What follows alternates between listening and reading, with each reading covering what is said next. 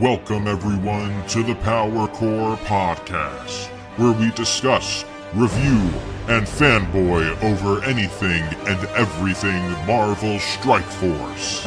Now, get ready for two of the most mediocre gamers in the cosmos. It's your hosts, Hebrew Hammer and the Irishman. What's up, guys, and welcome to episode number 15 of the Power Core Podcast. My name is Hebrew Hammer, and I'm your host for tonight, and I'm joined by my co-host, as always, the Irishman. Hey, everyone. And we have a very special guest for you guys tonight. We actually have Khasino in the building. What's going on? Woo, I'm excited. Yeah, this is going to be a good episode. He just finished up streaming. Why don't you go ahead and tell everyone where they can find you and everything like that? I'm literally everywhere, so I'm on Reddit as Khasino Owner. I stream every single day, Marvel Strike Force, twitch.tv/Khasino, and that's at 1 p.m. Pacific time. Khasino spelled Khasino. Also, youtube.com/Khasino, spelled the same way. If I'm not mistaken, my Twitter is KhasinoTTV, but if you do drop by the Twitch, there's a link to my Discord, and that's where you can always find me, just hanging out. All right, perfect. Well, I guess let's go ahead and jump right in. So, Irish, why don't you go ahead and read off the docket for us? All right, cool. So we'll, of course, start off with the news. Some of the news topics are the Chasing Fury event has officially begun. The Jersey Hero Orbs have launched in the store. Sadistic Sister Orb has launched in the store. Kree Minion Orbs have launched in the store as well. A lot of orbs. Oh, yeah. August 29th, the City Heroes Flash event is going to be launching, and that'll be for ability mats. And that is tentative currently. That is from a data mine. And then the introduction of Orange Gear. We'll talk a little bit about that. And then that'll take us to our main topics, which include, of course, the Nick Fury event, the DP raids, or Deadpool raids, Thanos raid rewards restructure, the Mutant Origin Gear, the mysterious new game mode teased, and we'll go into the dev blog that just released. And then instead of doing our character deep dive, we're going to do a character rework special. So, and then we will end it out with questions for Khasino. All right. Well, then, yeah, let's go ahead and kick it off with the Chasing Fury event. Hold on, quick question. Yeah. What was the data mine date you had for that ability? The 29th for City Heroes. Is that not right?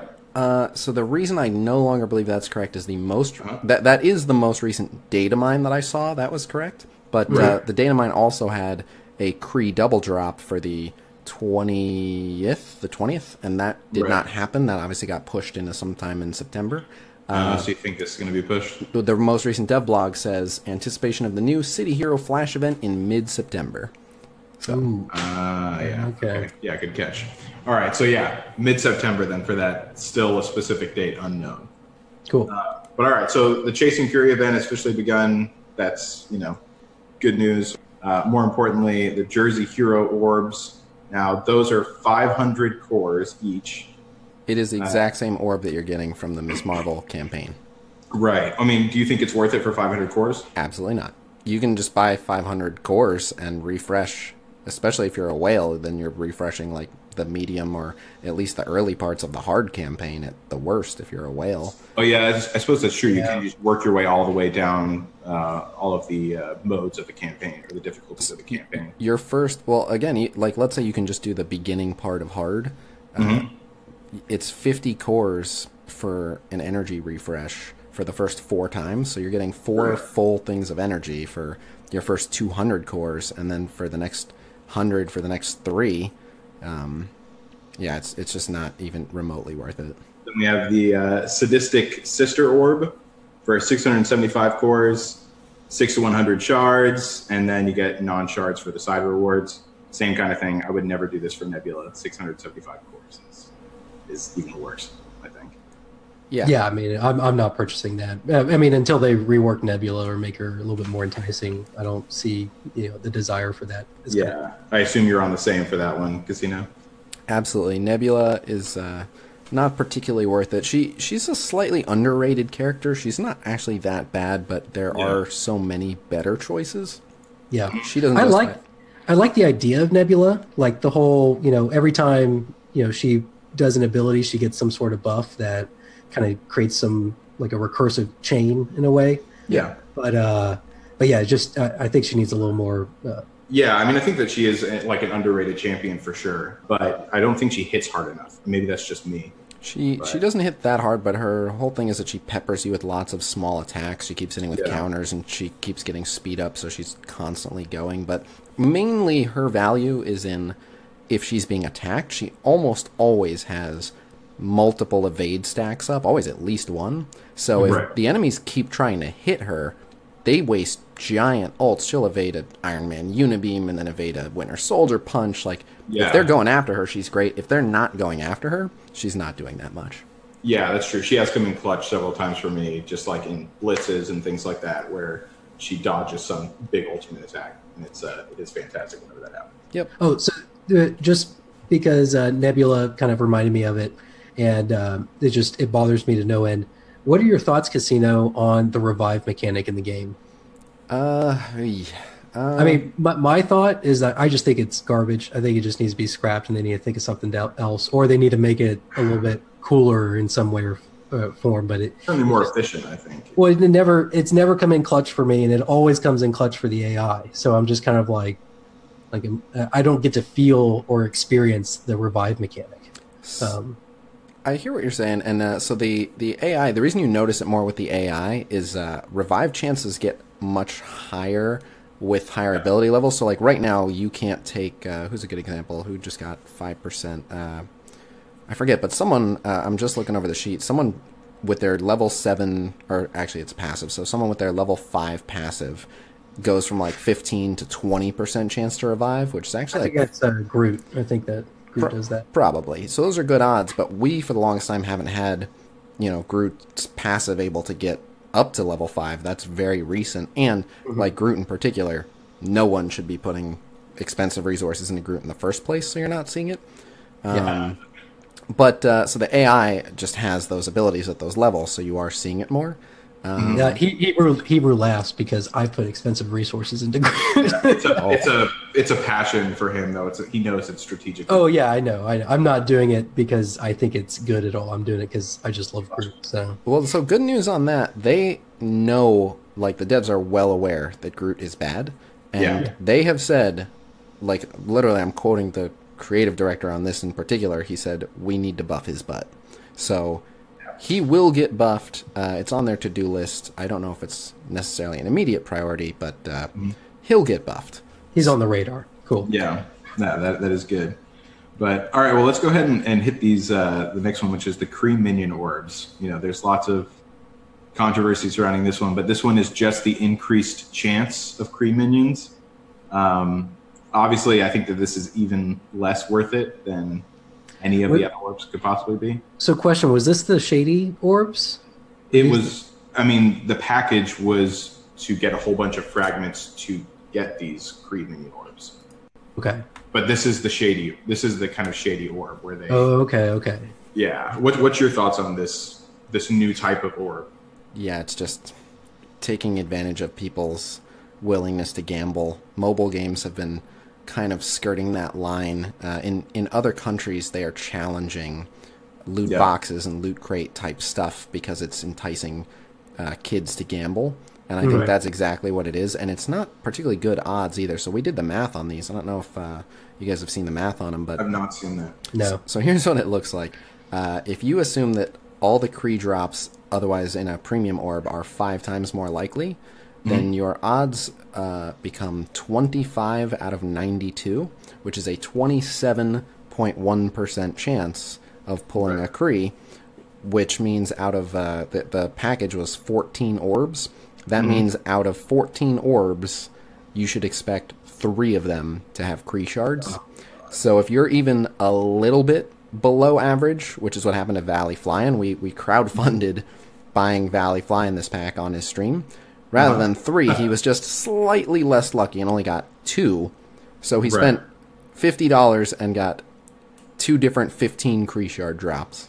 Wow. I mean, at that point, you might as well just farm the nodes as much as you can. Oh, $50 in cores would have gone way far. Way farther. So if you are the type to normally buy premium orbs anyway, then that deal saved you some money on your bulk purchase of premium orbs that you were gonna make. Right. But premium orbs are not a good value. Even with that discount, they weren't a good value, and they barely helped at all with farming the Kree, which is what they were advertised to do. So yeah, I hate that deal, and I found it very deceptive.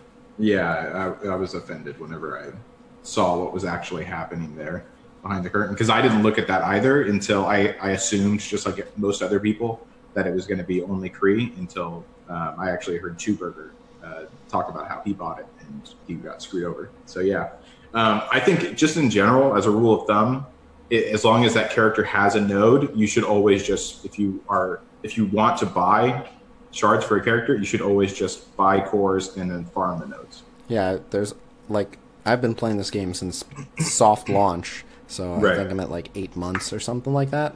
There's literally been one deal ever that was a better value than just buying that amount of cores and going after what you want. Right. Yeah, it's and I'm assuming that's probably what the newcomer deal.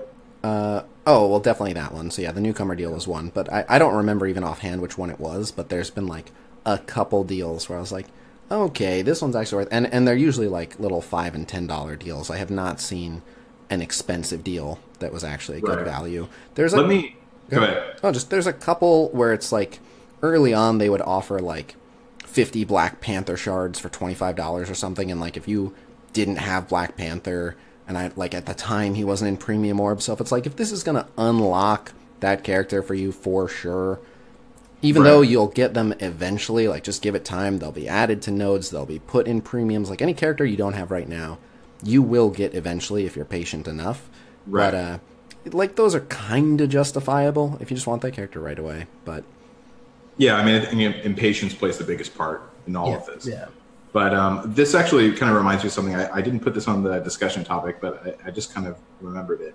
So my opinion on these offers in general has always kind of been, originally I thought it was purely because they were trying to intelligently balance the game by offering a very small advantage for an absurd price. That way they were basically milking the whales, who statistically have been shown to buy no matter what anyways. And that way they would be able to create less of a gap by not giving them that much extra content or, of an advantage. And so it kind of inadvertently balanced the game a bit. But do you think that was actually their intention, or do you think that they were just kind of being greedy with all of their offers pretty much? So they have metrics. I don't know what they are, but I just kind of got the general sense, both from talking to them and from kind of observing, that they have certain metrics for they have to keep track of what is a shard worth in dollars, what is a premium orb worth in dollars, and they have to kind of control that value, and then their offers have to reflect it. But it takes into account how much time does it take to earn this if you weren't going to buy it, and what are people willing to pay for it, and yada yada. Right. But I get the feeling that the people who design the offers are a bit out of touch with the players. Right. And I actually said this to the devs, and so people think that I never complain and I just defend every decision the devs make. But quite the contrary, I do plenty of complaining. I just do it in private, because if I rile people up and get people ready to quit the game, that's not good for the game. That's not good for me. It's not good for me making And it's sure. also... Go ahead. No, just sorry. You don't want to give people a reason to have a bad time. But, yeah, and I assume that you also have to protect your relationship with them as well. I mean, I understand, you kind of have to play the fence a little bit by someone being in your position, because you're the only person that it seems like, at least that I know of, that really gets a chance to actually communicate with them. I'm one of a few people that they'll talk to that aren't in the office. Right. That will have some impact. Not particularly much. People think oh, just phone them up and tell them to fix this. I wish. Yeah. Oh yeah. That'd be amazing. But so I try to pick and choose what I want them to fix, because like I could find something every day. Like, when are you guys going to fix this? This still sucks. What are you doing about this? This is so stupid. Are you guys drunk? You guys are so greedy. But like, they would never talk to me or listen to anything I said if those were my messages to them. Yeah, they immediately block you off. Yeah. So I balance, you know, if I come to them like, look, this is really bad. It needs to be something where like universally, like, it's really bad. And that way they're like, all right, he wouldn't bring this to us unless it was really bad. So I try that, but we were talking about the offers and stuff. Their scheme for like what things are valued at. Whoever is making the decisions, and this is what I told them, like, whoever is designing these offers does not understand the mentality of the people playing the game. There's clearly people who are looking at like, what's the right price point to get people to buy, and they're just, you know, playing around with the little numbers, like, all right, if we make the cost slightly less, but we make it a lower chance to get the shards, you know, they're literally just playing with the numbers and being like, where can we land our earnings target without giving them too much of an advantage. But so one thing that they've done, which has just had this cascading effect that has been just absolutely tumultuous for this game, is at some point they realized, oh crap, we're giving people too much stuff. People were getting stuff very quickly, but people were going to have, like in soft launch, I was 9 characters away from having everyone at max level. And that, like, understandably is a problem. Like, before launch, you have every character at max level. Like, that really shouldn't be a thing you can do. But the problem is they made it a thing we could do. So when they realized, oh, we probably should not allow people to do that, the only place to go from there was backwards. And they've done that, like, 10 times now. They did it with like, originally Deadpool. When Deadpool first came out, most of the higher-end players got him to, like, 6-star immediately. And then, I don't know when, someone went, you guys, you can't give the character out at 6-star. You got to give them out at, like, 3-star, and then let them get them to 4-star the next time, and then 5-star, like, 2 times after that, which...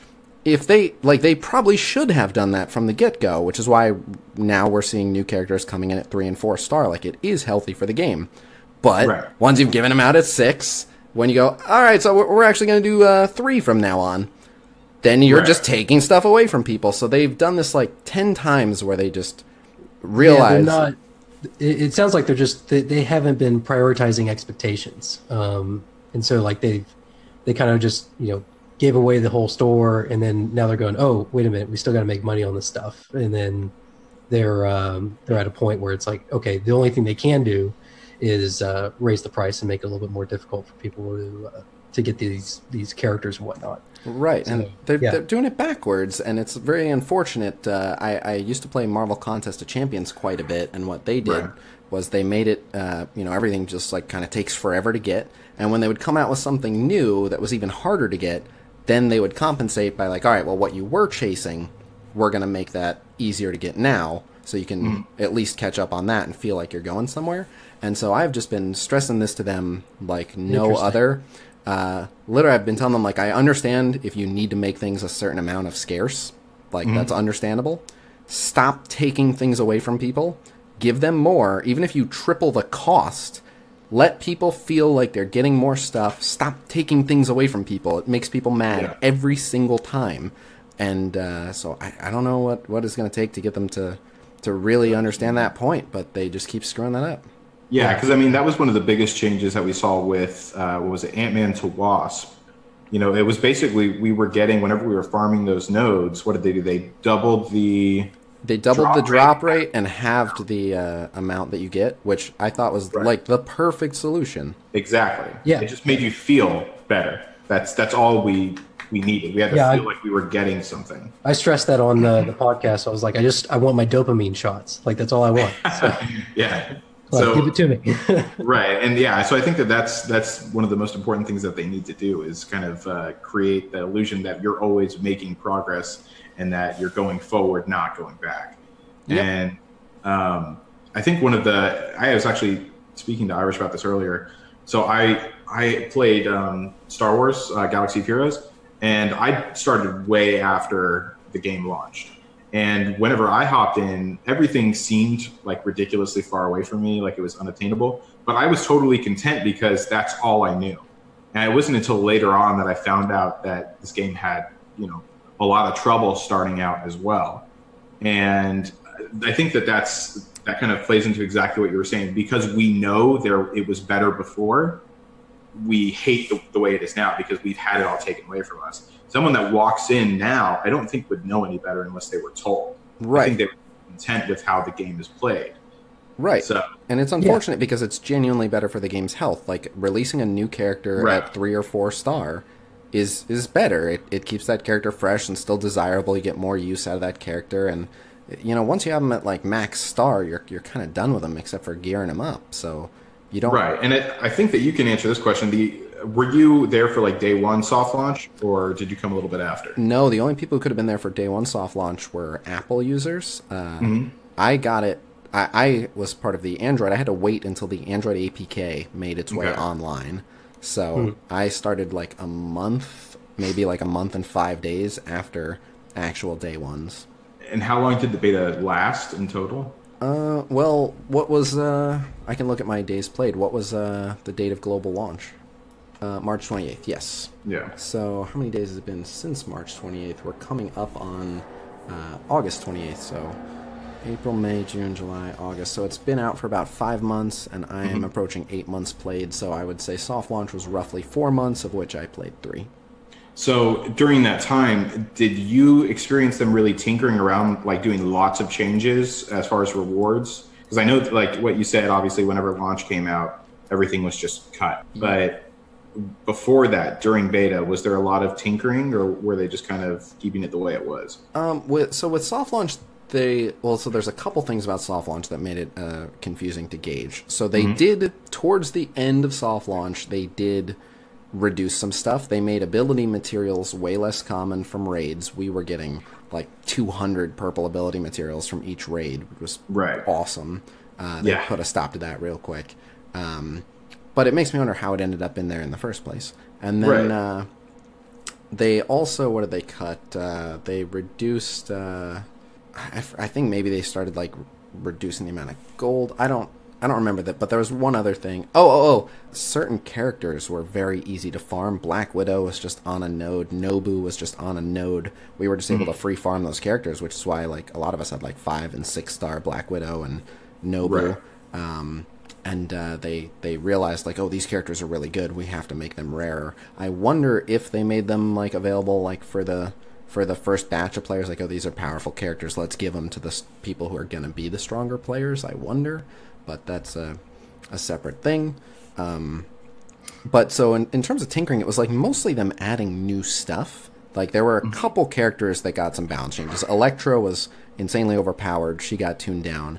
Ronin, believe it or not, was very strong. Although not like broken. It wasn't like everyone was using Ronin. But he was fairly strong, and he got just made useless for no reason. Kree Royal Guard was absolutely dominant, and they made him borderline useless.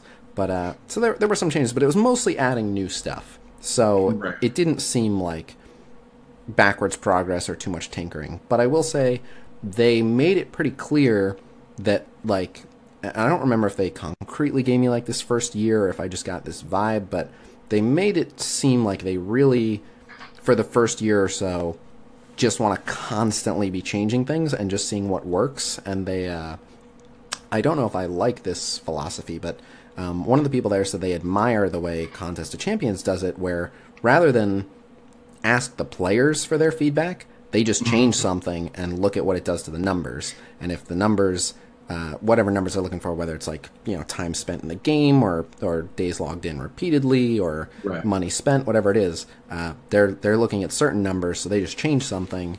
And then if the numbers get better, like even if everyone is complaining about it, like if they put out a new offer and everyone's like, oh, this is so stupid, we all have to buy this, this is so annoying, why would you do this? But more people buy it, then they're like, cool, that was a successful deal, we'll do more like that.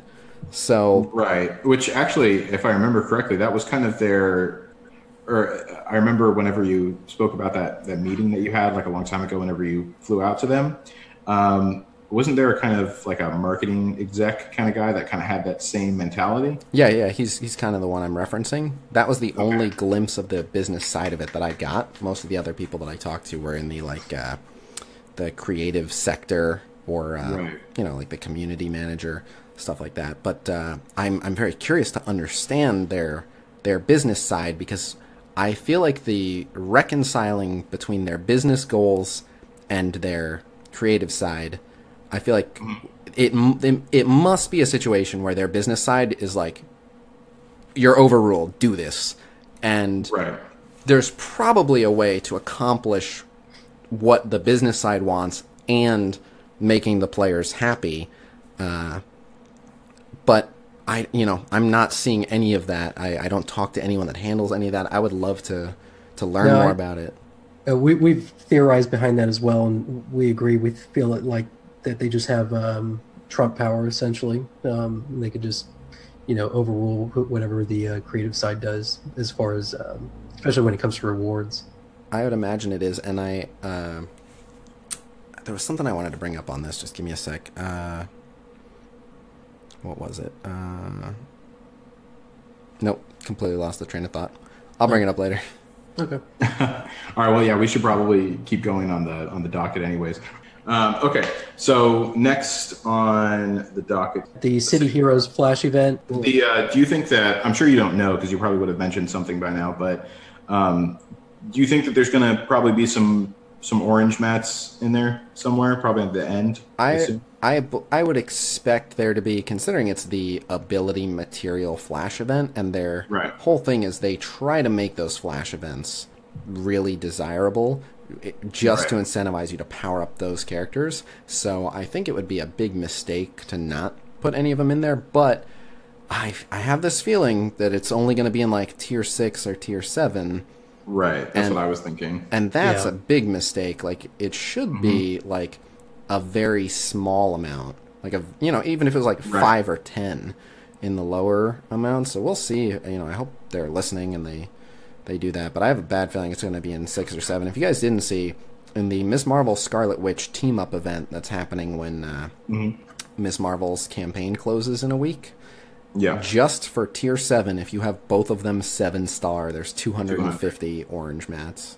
Yeah, 250. Yeah, we went on a rant about that, I think 2 podcasts ago, and it was I was pretty upset with that because these team events, they should be really worth it to try to star these people up and get them through these events. And I think all of the rewards are lackluster.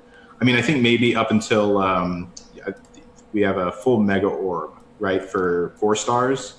I believe. I think so, but before you say that, like they're lackluster, it's kind of just like free icing on the cake. I don't think I don't think they're that bad. Like, it's like a 1-day event, just like at the end, like, hey, whatever you got, this is as far as you can get. 200,000 gold for the first one, and then 300,000 for the second one. Which, if you have them both 3-star, which is very easy to do, you're there. What's this one? The 500 raid health packs and the 150 raid energy is not bad, and 500,000 gold, and that's for 4-star. And then what's this one? Yeah, that one's 4-star as well for the mega orb. That's all fairly generous. I don't mind that at all. I'm sad to see the one that's completely out of place, and this is where, again, like, I would love to talk to whoever does the rewards. What the hell is the 6-star one? Yeah.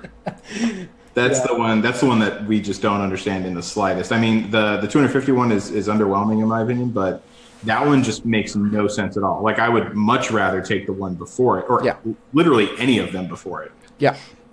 So, but for me, it's just, and you're right, if you don't prioritize it, as in like, I want to try to get all these characters as high as I can right now so I can do this event, you're right, it's not that bad because it's just a little extra on top. But I don't know, for me, it's like, if you're putting in all these resources to try to get them, like, as a reward for getting these characters to 7 stars, right? That's so many resources, so much gold, like a ridiculous amount of gold. What was it, like 15 million or so? I'm sure it's ridiculous, but I think you're thinking about it wrong. It's not like you power up those characters for that Flash event. It's like that Flash event is your little reward for whatever you accomplish throughout the entire rest of the month. But if you were going after those characters, it should be because you want those characters. Like, no one should be like, well, I was gonna have them both at 5-star, but then I saw that Flash event and I went for 7-star in both. Like, no. That's right. But I just think that Right. And I do get what you're saying, and I think I am on a little bit more of that mentality that I shouldn't be. But I don't know. I still look at these and I'm just not that impressed. I feel like I should just be more excited. While that 6-star stage specifically has some questionable rewards for sure, again, your reward for that is supposed to be like you have both of the new characters at 6-star, and the idea is that the new characters are desirable. So like I very much would love to have my Scarlet Witch and my Miss Marvel at 6-star, but not because of the Flash event rewards, because they're both really good characters and I would love to have them both at 6-star. So that Flash event is just kind of like a, as a reward for all your hard work, here's some free stuff that you get just for whatever you accomplished. And so I think it's there just if you were like, I have, and I might end up in this situation, like I have Scarlet Witch at 4-star. My Miss Marvel, it's going to be close because I haven't been prioritizing her at all. So on that front, like I might be like, let me go a little harder on Miss Marvel just to get her to 4-star so I can do those 2 more stages of that Flash event. That's kind of what that's there for, is to motivate you to just, I'll get that extra little stuff if I just go a little further. That's kind of what it's there for. But that's what I did. I did the same exact thing because I'm getting them both to 4 stars because of that, mostly because I want that Mega Orb pull. But I feel like I should have that drive for all of them. But I just feel like outside of that, as soon as I hit that, I don't really have that drive for anything else. Yeah, but you're not supposed to. It's a 1-day event. Like, it's just a one-time thing. So they make it pretty apparent. Like, with the Nick Fury event that's going on for, like, 8 days or something, that one's supposed to be like, this is going to be around. You should go for this. We're going to give you the time to get this. This is just, like, a little... Yeah, a little... So question regarding the Bendy Girl and the Witch, this Flash event that they're going to do with a combined team up. Do you think they're going to bring this event back around? I'm sure. I think so. My guess is no. I can't say for sure. So it all depends. Yeah, because it's like a combined event. So I could see like, them bringing, Scarlet Witch and Miss Marvel events, their events isolated back. But this one, because it is a combined event, I don't know. Well, so like to me, they've kind of established this starting, I think, last month, where it's like now a thing where we're going to release 2 characters via event campaigns in that month. And then there will be a team-up event just for those 2 characters to commemorate the end of their 2 normal, like, length campaigns. But so, like, Ant-Man just got added to Premium Orbs. So now we have a new avenue to farm Ant-Man, and now it's just like however far you made it on Ant-Man, the rest of the length you're going to make it on Ant-Man is going to be Premium Orbs, and then at some point, let's say 6 months from now, he'll just get dropped in a random campaign node and he'll become super farmable. So I don't think like the Ant-Man Wasp team-up event 1-day thing will ever come back, because that I feel like that's like a thing, like your little bonus for going for that character and the other character of the month for that month. So I'm guessing no, but I guess I mean this is just my opinion, but I like the idea of the events coming around, and that's the only time that you can get those characters is when that event comes around. Yeah, like I mean, yeah, I don't know. I like the idea of being able to go back in and farm equipment and exclusively Ant-Man and Wasp shards, and then I just have to wait for the next 4 or 5 months before it comes back around kind of thing. I get that, but so like they have characters like that, and most people are not going to like this, but like that's Deadpool and Thanos, like that is their thing comes around, you get them in little batches, and then you wait for it to come back around. The legendary events are kind of on a cycle. The ones that get a campaign release are like you can get a bunch up front, and then there'll be a little bit of a pause, and then we'll slowly add them into other stuff, and you'll be able to complete them.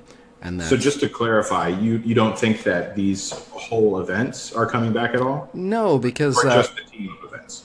I don't think any of them will come back. So the Rocket one made me think that like that might be like a bonus 3rd section.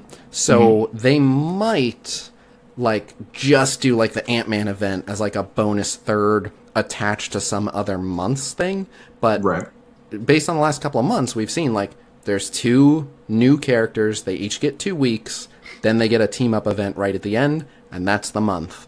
and they've been literally following that formula. So I think every month we're going to get 2 new characters. But because they, like, in addition to having new characters, we're like, oh, and here's a little rocket event. I wouldn't be surprised if, like, I'm just throwing out names, so don't treat these as, like, confirmed. Yeah. But if next month it's like Colossus gets 2 weeks and then Gambit gets 2 weeks, it wouldn't blow my mind if, like, on the side, like, oh, and Ant-Man will be going on also. So you can choose if you want to go for Ant-Man or Colossus or Gambit, whoever's week it is or whatever. But but even then, you know, it's not like they can't bring it back. But if they were like, next month, Ant-Man and Wasp are back, like, we'd all be like, oh, we were kind of hoping for new characters. Yeah. I will say, so Dorian Muggan and I were actually talking about this a little bit ago. And and we were bringing up the same thing on if they were going to come back or not. I personally think that they are, just because I think they put in a good amount of work to the stories. And so I think that they're going to come back, but I don't think that they're going to be for shards. I think that they're going to be for, you know, like Mega Orb Fragment seems to be their go-to. I don't, and I'll tell you why. Here's the other thing. Coming from Contest of Champions, and so first off, like, half of this dev team was working for Kabam, which worked on Contest of Champions, so I'm sure there's some pull there, like, let's do it the way we know to do it, the way we have been doing it. Contest of Champions does a new monthly event every single month. And every single month, it's a new themed monthly event. It's got like 3 new characters. They're built into that campaign. It's there for that month, and it never comes back. And it has like a little story and everything? Yep, every single month. Wow, that's depressing. I'm going to miss that, actually. I wish that they would bring that back around. But now that you say that, that makes me think that you're right. It's not going to be back. Well, and I mean, I wouldn't even be against if they brought it back and there was, you know, concurrent, you know, 4 events going on, and there's like 2 new characters, and then there's and then you get to prioritize what you want. You say that, but Reddit would be in flames as people are going, I wanted Wasp back, but now I'm trying to get Colossus and Gambit, and I can't without buying cores, and this is bullshit because I'm this rank in Arena. Like, people go nuts. Hey, in Reddit's defense, it's always in flames, okay? I mean, Reddit's volatile, like, no matter what. I don't think that you could ever make Reddit happy. It's just of its own. Go ahead. They are, but seeing them put Ant-Man in premiums, that to me was like, all right, this is where you can find Ant-Man for now, and we'll make him a little bit more available. Interesting, though, Ant-Man got a blitz as well. Interesting that Wasp is just... What happened to Wasp? There wasn't a Wasp blitz. There's not Wasp being added to Orb. So I'm interested to see if they bring back just the Wasp campaign. Like, maybe they'll pick like a common character and an uncommon character and bring her thing back alongside other stuff. I don't know. Or maybe they're just like planning some new release mode for her. I don't know. But but my guess. No, we won't see those events again. Okay, well that makes me sad, but it shouldn't make you sad because I like new content. Like, if I played it nonstop for a month, I'm good on it. I don't want like next month to be like Ant-Man and Wasp are back. I want new stuff. Well, I think for us, it's more nostalgia and playing through. Yeah, I really just like the story. Like, I'm a big narrative guy, so the story for me, I actually really enjoyed for every single one of them. So I was a big fan of that, and so just not having that part of it back is kind of upsetting to me. I totally agree that there should be. I mean, I would much prefer if I had to choose new content or old content. I would of course pick new content. Right. But I'm a little sad that I might not ever be able to play that story back there.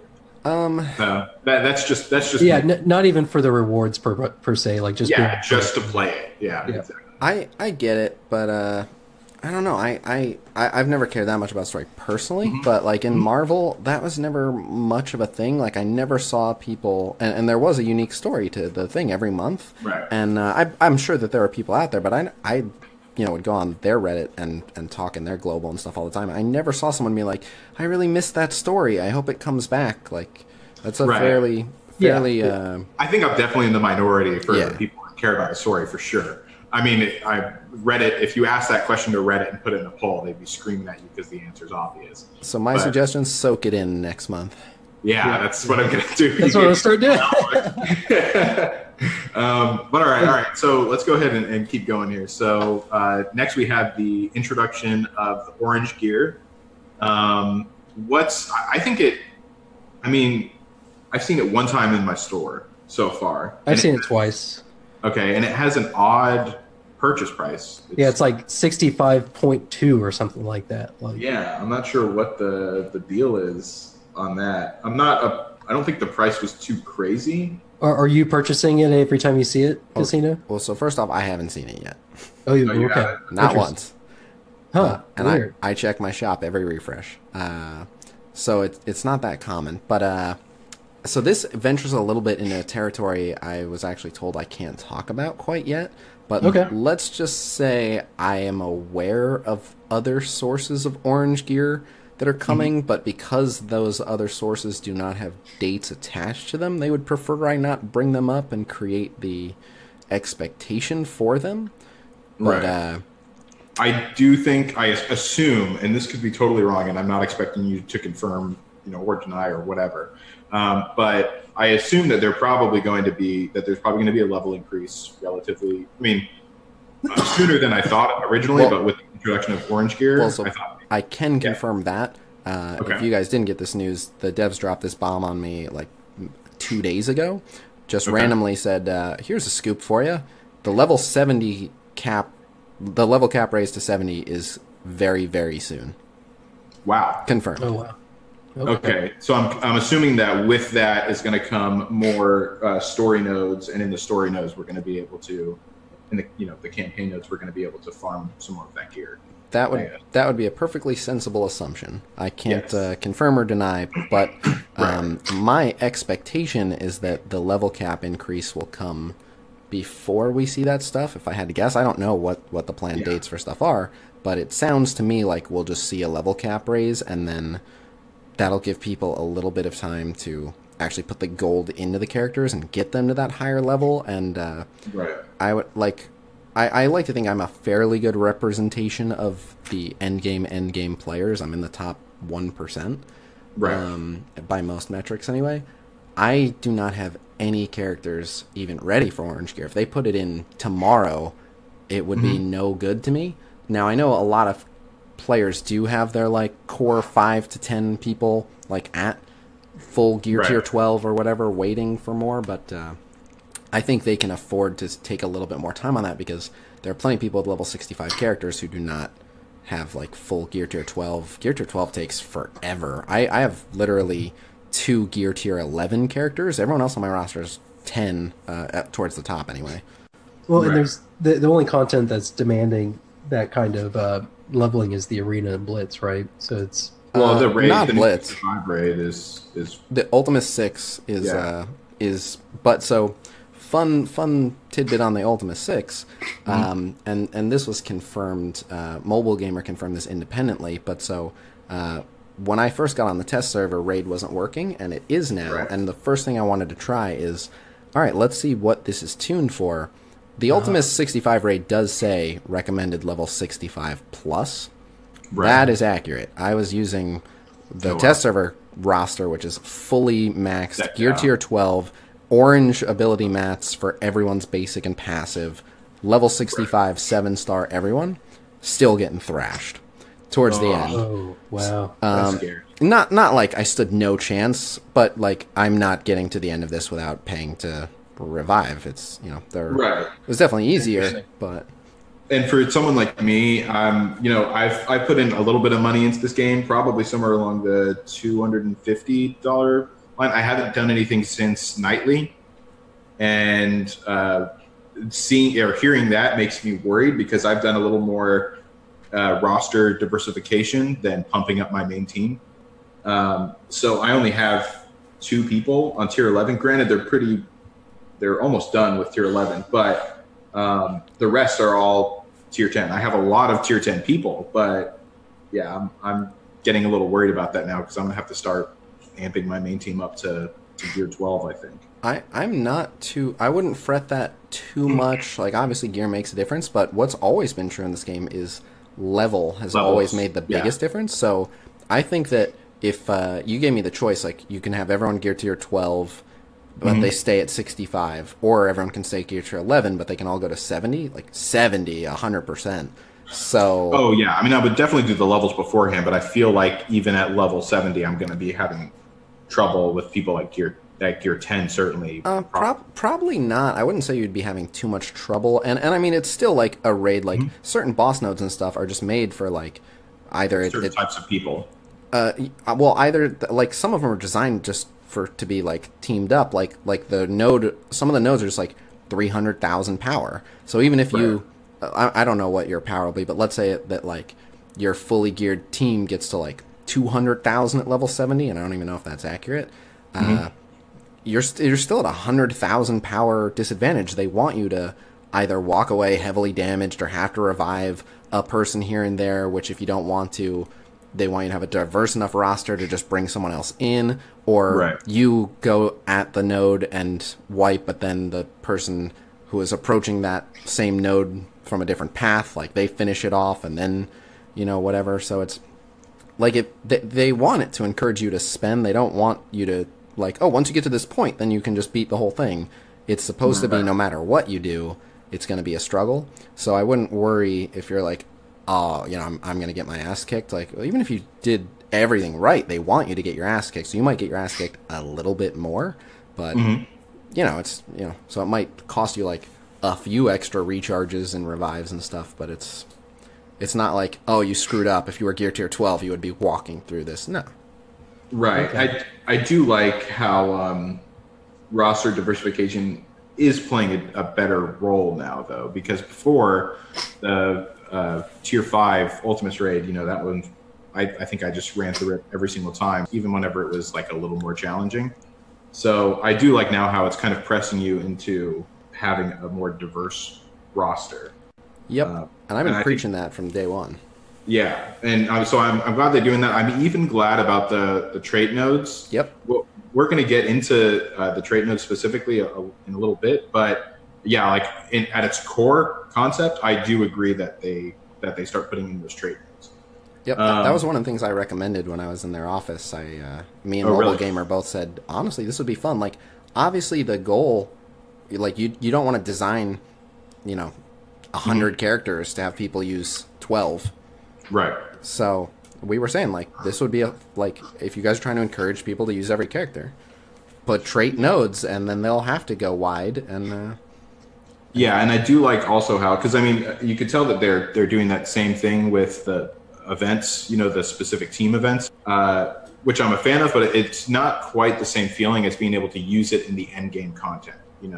Being able to use all of those different people that you wouldn't normally get to use in an Ultimates raid or a Thanos raid or something like that. I don't know, it just feels better to me, at least.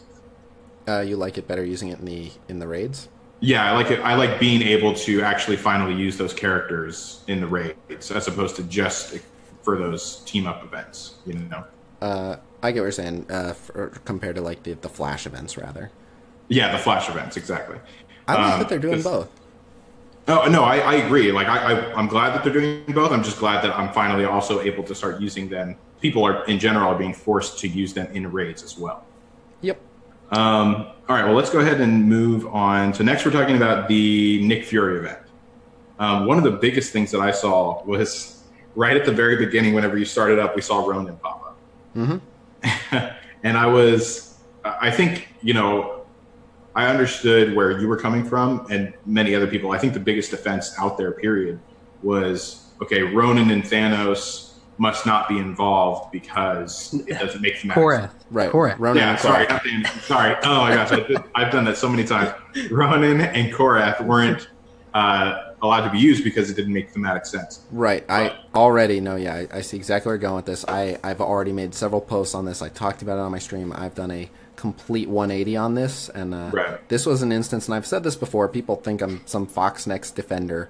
I do try to give them the benefit of the doubt, and I will always try to give them the benefit of the doubt, because the people I talk to want the players to have a good time, and they want the game to be fun, and they're fans of the game. So when people are like, no, they're just greedy dicks, like, no, I'm talking to them. They're not. I'm sure that there are a couple people like that in the office, but they're not the people I'm talking to. So I give them the benefit of the doubt. But on this one, total greedy dick move. I've done a complete 180. Yeah, and no, but I thought I wasn't like I thought the same exact thing as you. I thought, okay, the reason why they're doing this, it has to be because you couldn't use Korath and Ronan. So I think most of us thought that. I think that's a logical assumption. So I don't think that you were in the wrong for thinking that at all. But yeah, now that we know that it's not like that, I'm as offended as you are.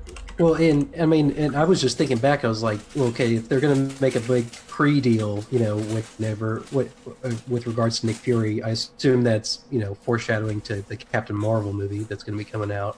Right. But even then, thematically, Ronan hadn't gone rogue yet, so he was still working with the Kree military as a general in their army, and Korath was his right-hand man. So even if they were trying to make the theme argument, I'm like, well, if you're taking it back to Captain Marvel, he was still a part of the Kree military and everything. He wasn't a completely bad guy yet. Right. So. Yep. If I'm not mistaken, Ronan is, no, I guess I don't want to say I don't know. It's not particularly. Might be spoilers. I'm not sure. Yeah. So spoiler alert. It's a very minor spoiler, but spoiler alert. If I'm not mistaken, Ronan is confirmed to appear in the Captain Marvel movie. Yeah. Both of them are, I think. We heard about that. Yeah. So, yeah. I don't know. We'll see. But wouldn't that be funny? Like they're like, no, we don't want to do it because of thematic reasons, and then he shows up. Yeah. Well, that is exactly what happened. Yeah, he showed up in the opening thing, and it's they're the first clearly working with Ronan. So why can't he come aboard? What the hell? It's too funny. That was very confusing. I don't know why they did that, but it sounds like we're all as confused on that move. So. The only other thing I can understand, and this is still a little bit questionable, but they have said, and this is, I at least give them credit for this, they tend to be upfront with certain things, and so they've said, we want Nick Fury to be really hard to get.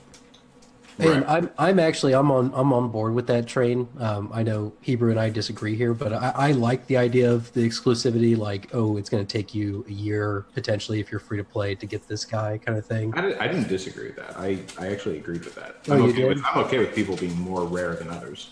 Okay. Well, I must have been printed. I'm not okay with people being far more powerful than others. Oh yeah, that was right. That's right. Okay. So yeah. I want to touch on this. Not that like it's.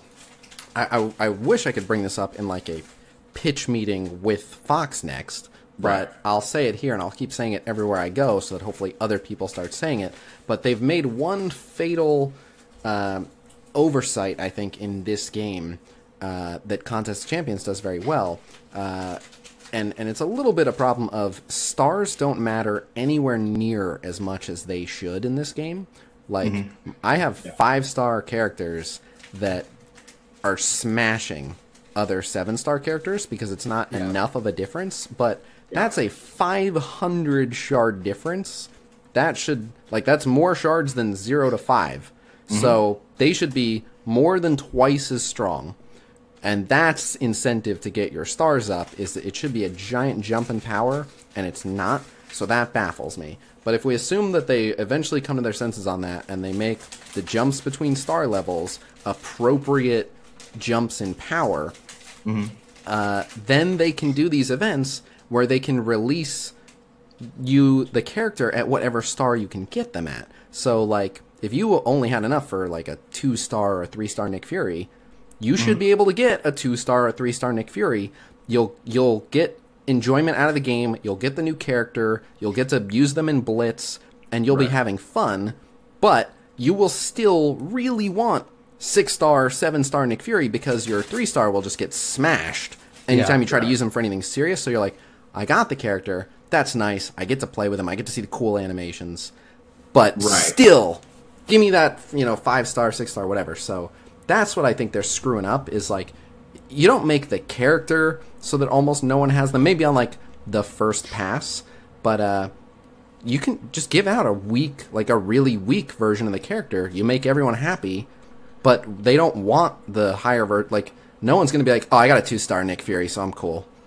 Right. Yeah. Exactly. They're not just going to stop because they have that. Definitely not. They'd still pay to be like, oh, if I can just get 5-star, he'll be viable. I can use him in Raid or whatever it is. And in Contest of Champions, they're completely different characters. Like a 3-star version of a character and a 4-star version of a character Like, you can have the 3-star, but not the 4-star, vice versa. Like, they're different characters altogether. But that's not necessarily necessary. You can just put, like, appropriate jumps and power between them where they function like a completely different character. Right. I actually just picked up Contest of Champions like about 3 weeks ago now, and I discovered that firsthand, and I like that system far more because I've always been preaching actually the same thing, which is that stars in this game make no difference. Because even in Galaxy of Heroes, there's quite a big difference between a character that is at 2 stars compared to 7. Well, and I never factored that in until you brought that up, because I've got like a 2-star cable on one of my Blitz teams, and he plows through 4 or 5-star characters. Like it's not that big of a deal. So it's insane, and arguably the starring is like the most lengthy process. Like, definitely going from 6-star to 7-star. Oh yeah, 300 shards takes forever. You can easily max their gear well before that. You can easily earn the gold to take them to max level. Like, that is the final ultimate slog you have to go through to max out that character. And while admittedly going from 6-star to 7-star is a nice jump, going from like 2 to 3 and 3 to 4 is like a 500 PI difference, and upgrading one of their abilities is like 1,000 PI difference. It's baffling. Yeah, and I think that's another thing, is that like you don't get that real sense of accomplishment whenever you get someone from 6 to 7 stars, because you don't have that huge power jump. You don't feel any different. Like, the character feels no different whatsoever. So all of that time that you put in never pays off, really. Yep, and a perfect example is they had a Black Widow deal for $30 for 50 Black Widow shards. That would have taken my Black Widow from 6-star to 7-star, and I'm more than willing to drop $30 on this game. Right. But I didn't. I was like, I'll get it. Like, she's not going to be that much better, and that would have been like the biggest star jump, and she would have got like 10% more health and 10% more damage, and like, those aren't nothing. But I was like, I don't need to spend $30 on that. Yeah, I mean, it's certainly not insurmountable in a matchup to overcome someone with a little bit more of that benefit. No, and I should have been jumping out of my seat like, oh my god, I'm $30 away from 7-star Black Widow. Right, exactly. You should be excited. I mean, that's their biggest problem, is that they're terrible at doing that kind of stuff and engaging it, because they don't really do a good job of building up excitement for anything in this game, really. At least for me, I don't get as hyped in this game as I do for other games whenever I get to certain points. Like, there's no big milestones, I feel like, here. Yeah, and there's no place where they drop the ball harder on this than the orange ability materials. Holy hell. Oh, yeah. Oh, those are just terrible. And there's maybe there's 3 really good ones, really good abilities to upgrade. But outside of that, everything's like mediocre. Like, I'm not gonna put down 150 or 175 for your basic. I forget how much the basic is. 180. I'm not going to throw down 180 orange mats to get 5% more piercing damage. Yeah, which is the case with a lot of characters. Yeah, it's really absurd. It's terrible. And I mean, did we want to talk about the reward structure of the problem with the gap that's taking place? We're already here. Why not? Okay, so I have a solution to this, because like the way they have the rewards set up with the raid right now is that it increases exponentially as you go up, right? Yes. And so what's happening is, if you were in first place in the next week, your the distance between first place and second place extends even further, right? Yeah. So you have exponential rewards taking place. So it becomes harder and harder for people at the bottom to catch up to the top, right? Yeah. Well, my theory is, of course, have the rewards, increase as you go up, but instead of the gap getting wider and wider, have the gap getting shorter and shorter. So then, by the end, instead of it being a gap of, what is it? It's like a 150 orange mat gap between the first and the second, right? Like first that. First and second is 150. Yeah. Make it something to where it's a 40 mat gap versus 2 and 3 is only 50 away from each other. Yep, but that's 100 more. But yeah, go ahead. And, what are your thoughts, Casino? I mean, you're right, and so that's a tricky balancing act, and I'm not sure I've ever seen a game do it exactly right yet. But a rich get richer scheme is very, very common for mobile games like this, so I don't think that we'll ever not see that. But we're in this weird territory where, like, orange mats are so insanely rare that even getting an extra 100, like if I was getting an extra 150 from where I'm at right now every 2 weeks. That I still wouldn't like come close to having anywhere near enough. So that gap gets heavily exaggerated because it goes so much farther. Because having 4 characters with orange abilities compared to having 2 characters with orange abilities is such a big difference, and there's so few of them. Right. The way Contest of Champions does it is definitely better for if you're, your alliance is like top number 1 for like Alliance Wars or whatever. Like you're getting the stuff, but so like after, I don't know, let's say like after like 5 months, you have everyone you care about maxed, whereas like and if you're in number 2, then you get like all the characters you care about maxed in like 6 months, and on and on and on. And once you drop down to like, you're in the mid 50% of the player base, then you're looking at like in that same 5 to 6 months, you're gonna get like a character or 2 maxed as opposed to like 10 or 12 or whatever. But that seems to me to be a fairly good balance. But yeah, this whole thing of like, 2 to 1 difference, insane. Yeah, it's almost a full ability every 2 weeks. But this is besides the fact that these numbers are all over the place. The abilities don't warrant how rare these things are. How rare these things are not making a big enough difference for the people that you're putting them into. It's just a whole bunch of silliness. Yeah. Right. And I know that you actually spoke about this with Chewburger, but these abilities, and there's many games that have this, and it sounds like Contest of Champions is one of them, as well as Star Wars Galaxy of Heroes, is whenever you get that big milestone ability, it changes the way a character plays entirely. And that's what these should be. So that was a bit more like Galaxy of Heroes. They were referencing like a Zeta ability, I think. Right, the Zeta said. ability, yeah. It's not quite the same, but so in Contest of Champions, it's like upgrade materials. But so basically, like once you rank them up, you can put a bunch of levels into them. So the way it works is like you can like level them like at rank 1, they go to like levels 1 through 20. But when you hit rank 2, then you can put 30 more levels into them. And then when you hit rank 3, you can put 40 more levels into them. So each rank then lets you just put like other base materials that you have to save up, but they get this like you've unlocked the ability to put way more power into them, and those rank up materials are what are really rare. But so yeah, it's still the same thing as when you're ranking someone up from like rank 4 to rank 5, you're like doubling their strength in raw stats. So yeah, it should be that. So exactly, yeah, it creates a big difference for how the character at least feels like powerhouse or a different ability for Star Wars Galaxy of Heroes at least. But yeah, I think that's important. It's something that they should probably do, because I feel like they have to know that this just isn't worth it. I mean, have any of the devs talked to you about that at all, or mentioned anything about changing those in the future, perhaps?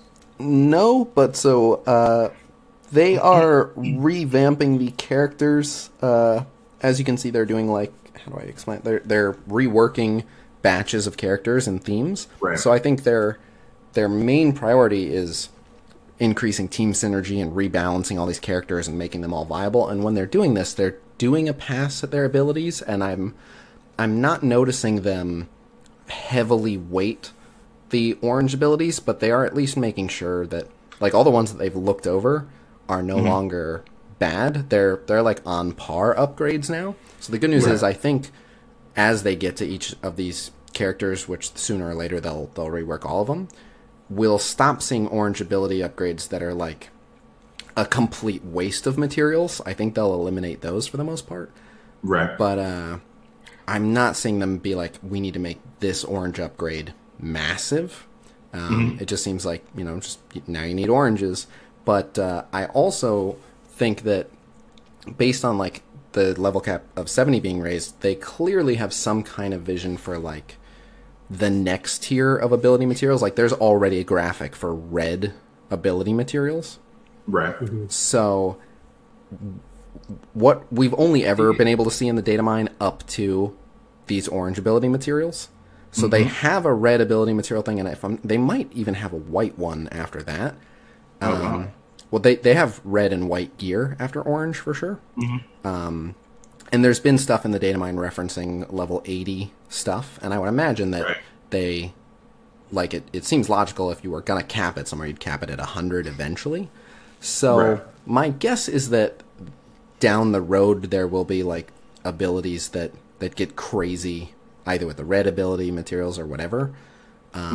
So I feel like this is just a phase. They're just, like, making sure these orange ability materials aren't too common now, but whenever the red ones get introduced, then I'm sure the orange ones will become way more common. And basically by trickling out these orange ability materials, at least they're doing this right this time, where they're keeping these things so hard to get that now they can just start making them more and more and more available, and we'll appreciate them. You know, they should be as common as the purples, but as we get there, we'll be more and more and more thankful. So.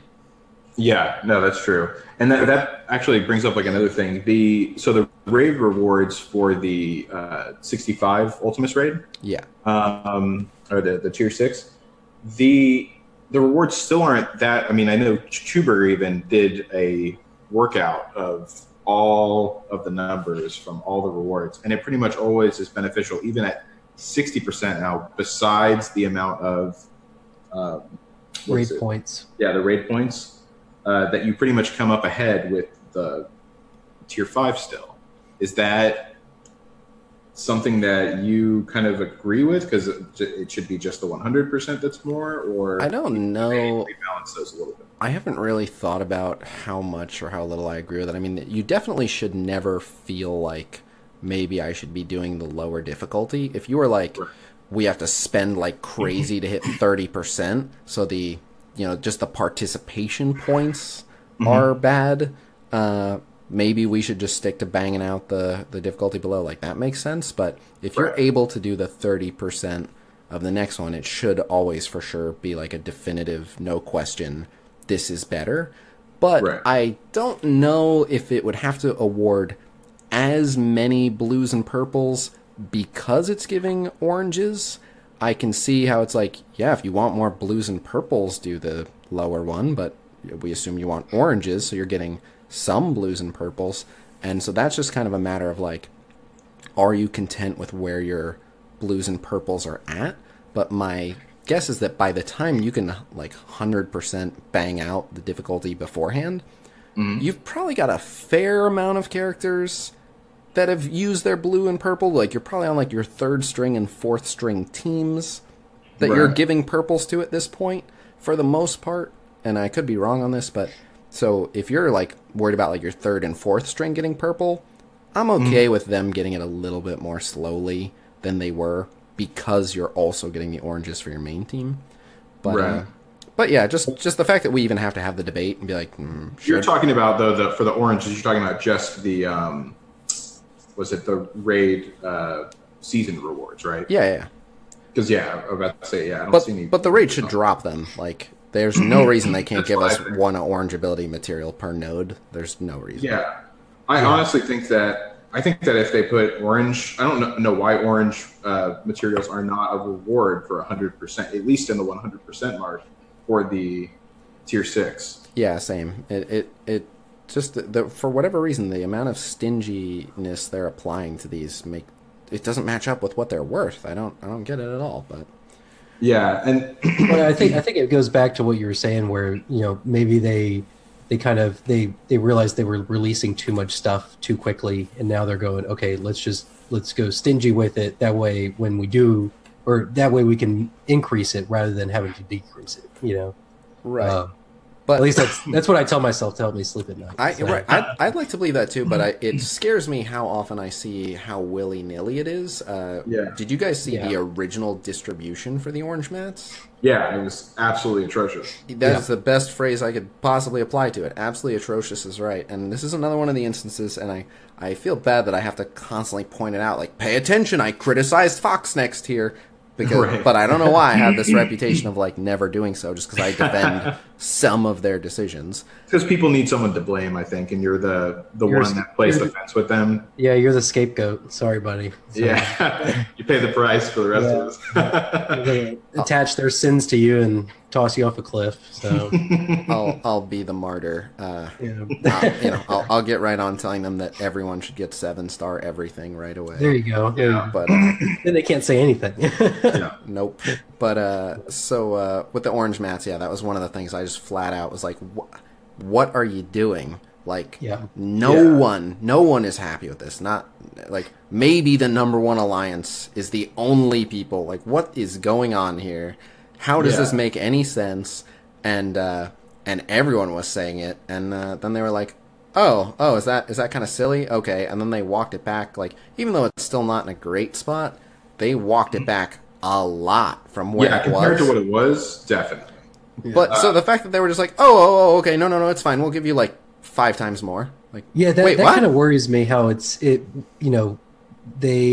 like for instance, I think it was one of your videos where they said, "Oh, how would you change Hulk?" And I was just like, "Oh no, like you guys should have the reins on this, like and just being sitting up, looking down on everyone else and going, okay, that's a neat idea. We'll take that." I don't think it's a bad idea to get ideas from other people, but I do think that I'm not saying that, but whenever you said that, I was kind of like, ooh, like. Does that they mean don't know what they're doing. They don't know what they're doing. I should clarify this, and I think I have not said this particular detail to like on any other podcast or even on my stream or anything. The person who specifically asked me what I would do to Hulk is the community manager. So he wasn't like I would imagine the actual developers. So it wasn't like the developer. Yeah, it wasn't like the actual team working on the characters were like, we're thinking about making Hulk a support. What do you have in mind? Or here, you want to grab a chair and write some code for us real quick?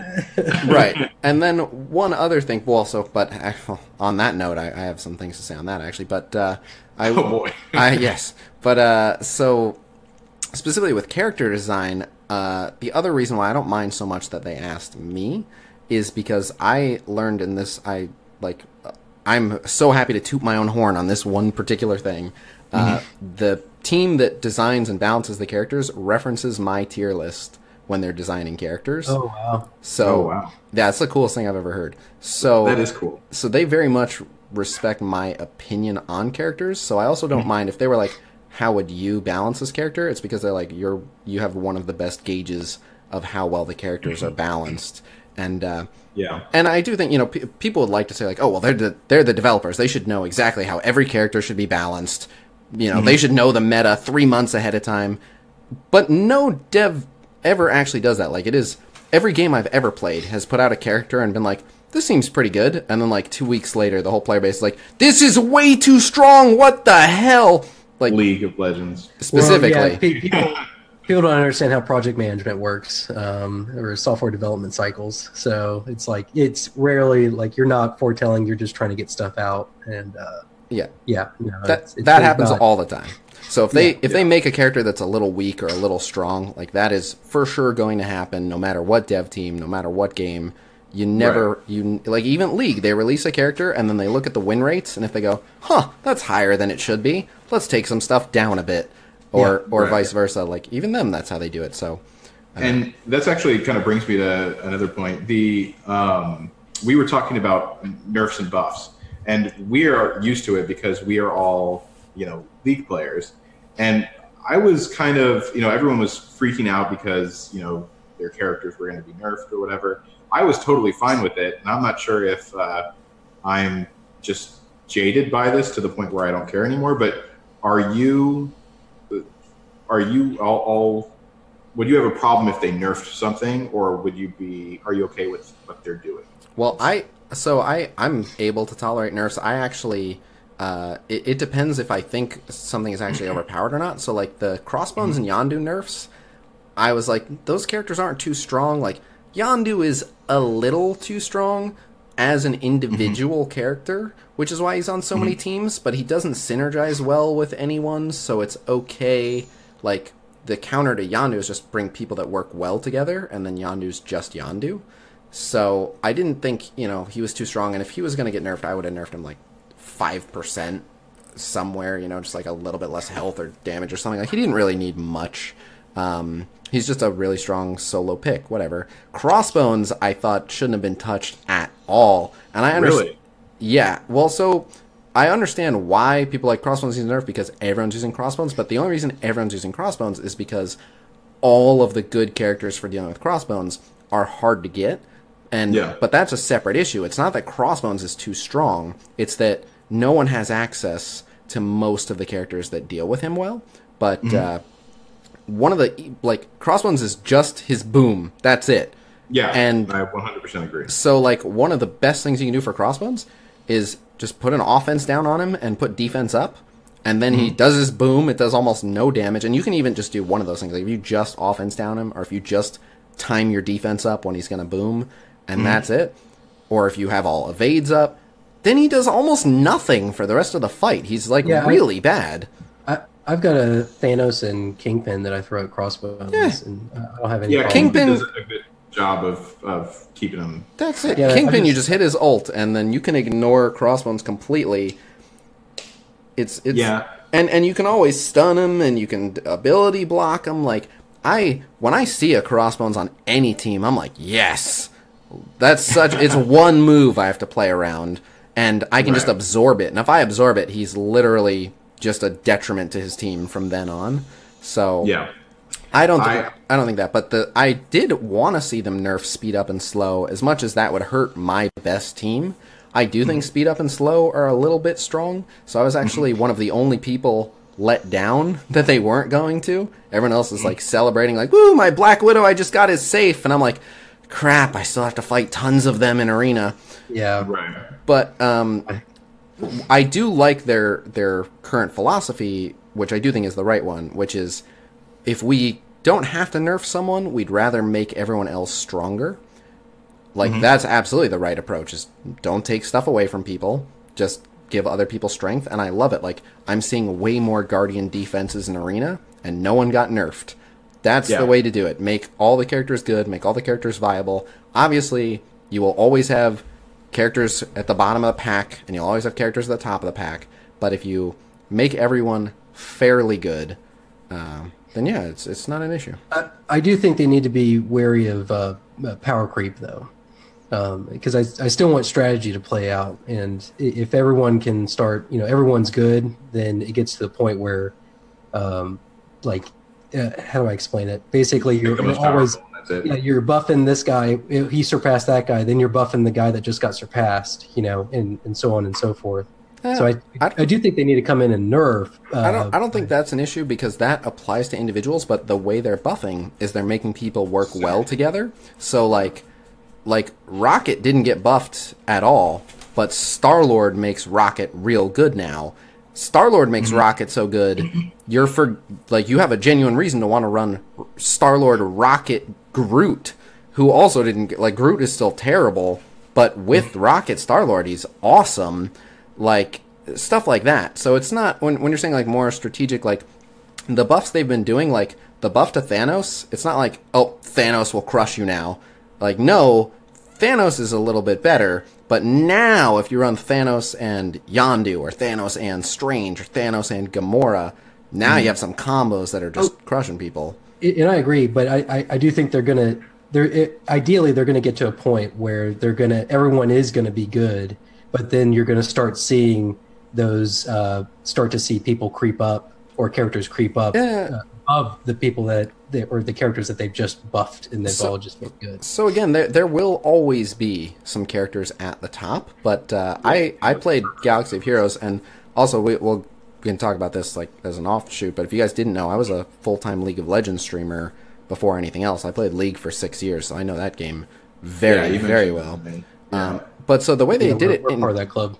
the way they did it in Galaxy of Heroes, and I had been playing Galaxy of Heroes more or less since that game launched for I want to say almost the first full year, and then I quit to be a full-time League streamer, but I was enjoying the game. I didn't quit because I wasn't enjoying it. But so in their arena, you saw there were how do I put it? Let's say there were 5 different meta teams, and it was meta team A crushed Meta Team B, but was super vulnerable to Meta Team C. Yeah, it was very much rock, paper, scissors. Right. It is right now. So when you're saying, like, power creep, like, I'm looking at it the same way. Like, I run a totally different arena offense team into this Guardian defense than I do into, you know, the Crossbones Hand Sentry meta defense. So you want all those characters powered up. It's not as easy as, like, well, I have these 5, I'm good now. Like, no, right. I'm good against this other group of 5 plus 1 or 2 subs, but right. So yeah, I don't think it's as much an issue. That makes perfect sense. I personally I hate Crossbones with a passion, but I think it's derived. That's really what it comes down to. Yeah, I think it is derived from just the fact that I'm so tired of seeing him and play beat the clock pretty much, and I do luckily have some of the characters that make him much easier to deal with now. I have Kingpin, I have Strange. Yeah. So I can take him out relatively easy, but I still just hate seeing him everywhere. But you don't even like what you're saying, like that pressure to beat the clock. So that is one thing I would have changed. If you were going to say, like, I'm going to nerf Crossbones, that was the one thing I would have changed, is, like, make it so that he doesn't, like, it's such a tight window to have to kill him by, and it limits the types of comps you can run. Like, you had to run comps with enough damage to take him out. But I think we alleviated that because, like I was saying, like, yeah, just, you know, offense down him and defense up him, and then not only do you not have to play beat the clock, it's to your advantage to ignore him. Like, he's not a problem at all. If you just eat that boom, he just sits if you there. eat the boom, he's useless afterwards. That's for sure. Yeah. It's just like, I wish that they never would have. Which sounds like if you had to nerf him in some way, it sounds like that's the one. I would have delayed. I would have made him a little bit slower so that it wasn't as tight of a window to beat the clock. Especially because there's mechanics in the game now. Like, you can just sit him next to Star-Lord, and on turn 1, if you want, like, you can guarantee a Crossbones detonate. Did you see my 1-turn kill challenge? Yep. So yeah, that was that's one of the things that made me hate Crossbones even more. So. But yeah, I mean, like, it is derived mostly just from seeing him, and you're right. We are seeing people come out, which they even said in their dev blog. I think, you know, that's their goal, is bringing out more people to counter other, you know, team comps that are kind of dominating the meta, and basically always be able to give people an option to counter. So that's good. I'm glad at least that they're doing that, and they kind of worked out their philosophy on what they want to do going forward with nerfing and buffing. But all right, let's go ahead and move on to the next part here. Which so the next part is the Deadpool raid. So I'll just let you know my thoughts on the Deadpool rewards. That's my biggest concern. I've got nothing against the trait notes. I think that's a improvement on the raid, but the rewards themselves, super lackluster. I think the math behind it is, I think it's like, if you get first place, you can you can open up an orb every 4 days, and the event goes for 14 days. So you're looking at maybe 3 orbs opening. Yeah. And then if you're lower level, I mean, you're opening maybe 1 or 2 orbs if you're a new person. Correct. So, I don't see how that's exciting at all, especially if you're new. I feel like it's super disheartening if you're a new player. Once again, I still agree. I still think that they don't know any better, so I don't think it would affect them that much. Correct. If they saw the decrease, I think that they probably would be a little salty. But so you've been following my content fairly well. So do you know my stance on this? Because it's all I've been talking about for the last day or two, and I've been catching a ton of shit on Reddit for this. But I have a take. Go ahead. Yeah, go ahead. That I think a lot of people aren't touching on. But so are you in the loop? I think so. Is this the one where you said that for the next raid, they're prepping it for more or something? Sort of. So in the data mine, we saw a description of a new tier of Deadpool raid called El Scorcho, and that's designed for level 65 plus. So it's like the Ultimus 6 of Deadpool, and in addition, they sent out like an actual email, not even like in-game, like an actual email, saying there's a new raid difficulty, El Scorcho. So I think that all the people judging the rewards of this are judging the rewards of the mid-tier raid and not the high tier raid. So you have all the high end players, because it's all the high end players complaining. None of the new players are complaining, and I'll tell you why none of the new players are complaining. Because in the last Deadpool raids, you couldn't get Deadpool shards if you weren't 100%ing the top difficulty.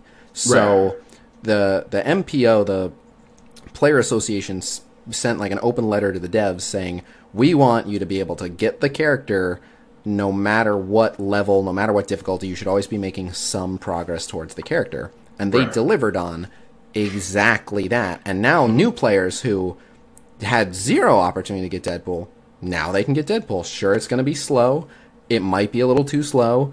But Deadpool is a very powerful character, so if they want him to be one of the rarer, harder to get, okay. As we previously mentioned, by giving all of us Deadpool like 6-star, that's what's pissing off all the people that are getting him slowly, because it used to be something you could do very quickly. But if we scrap the fact that you used to be able to do it very quickly, because you probably shouldn't have been able to, it's okay to make a really, really good character, gotten slowly, and now everyone can get it.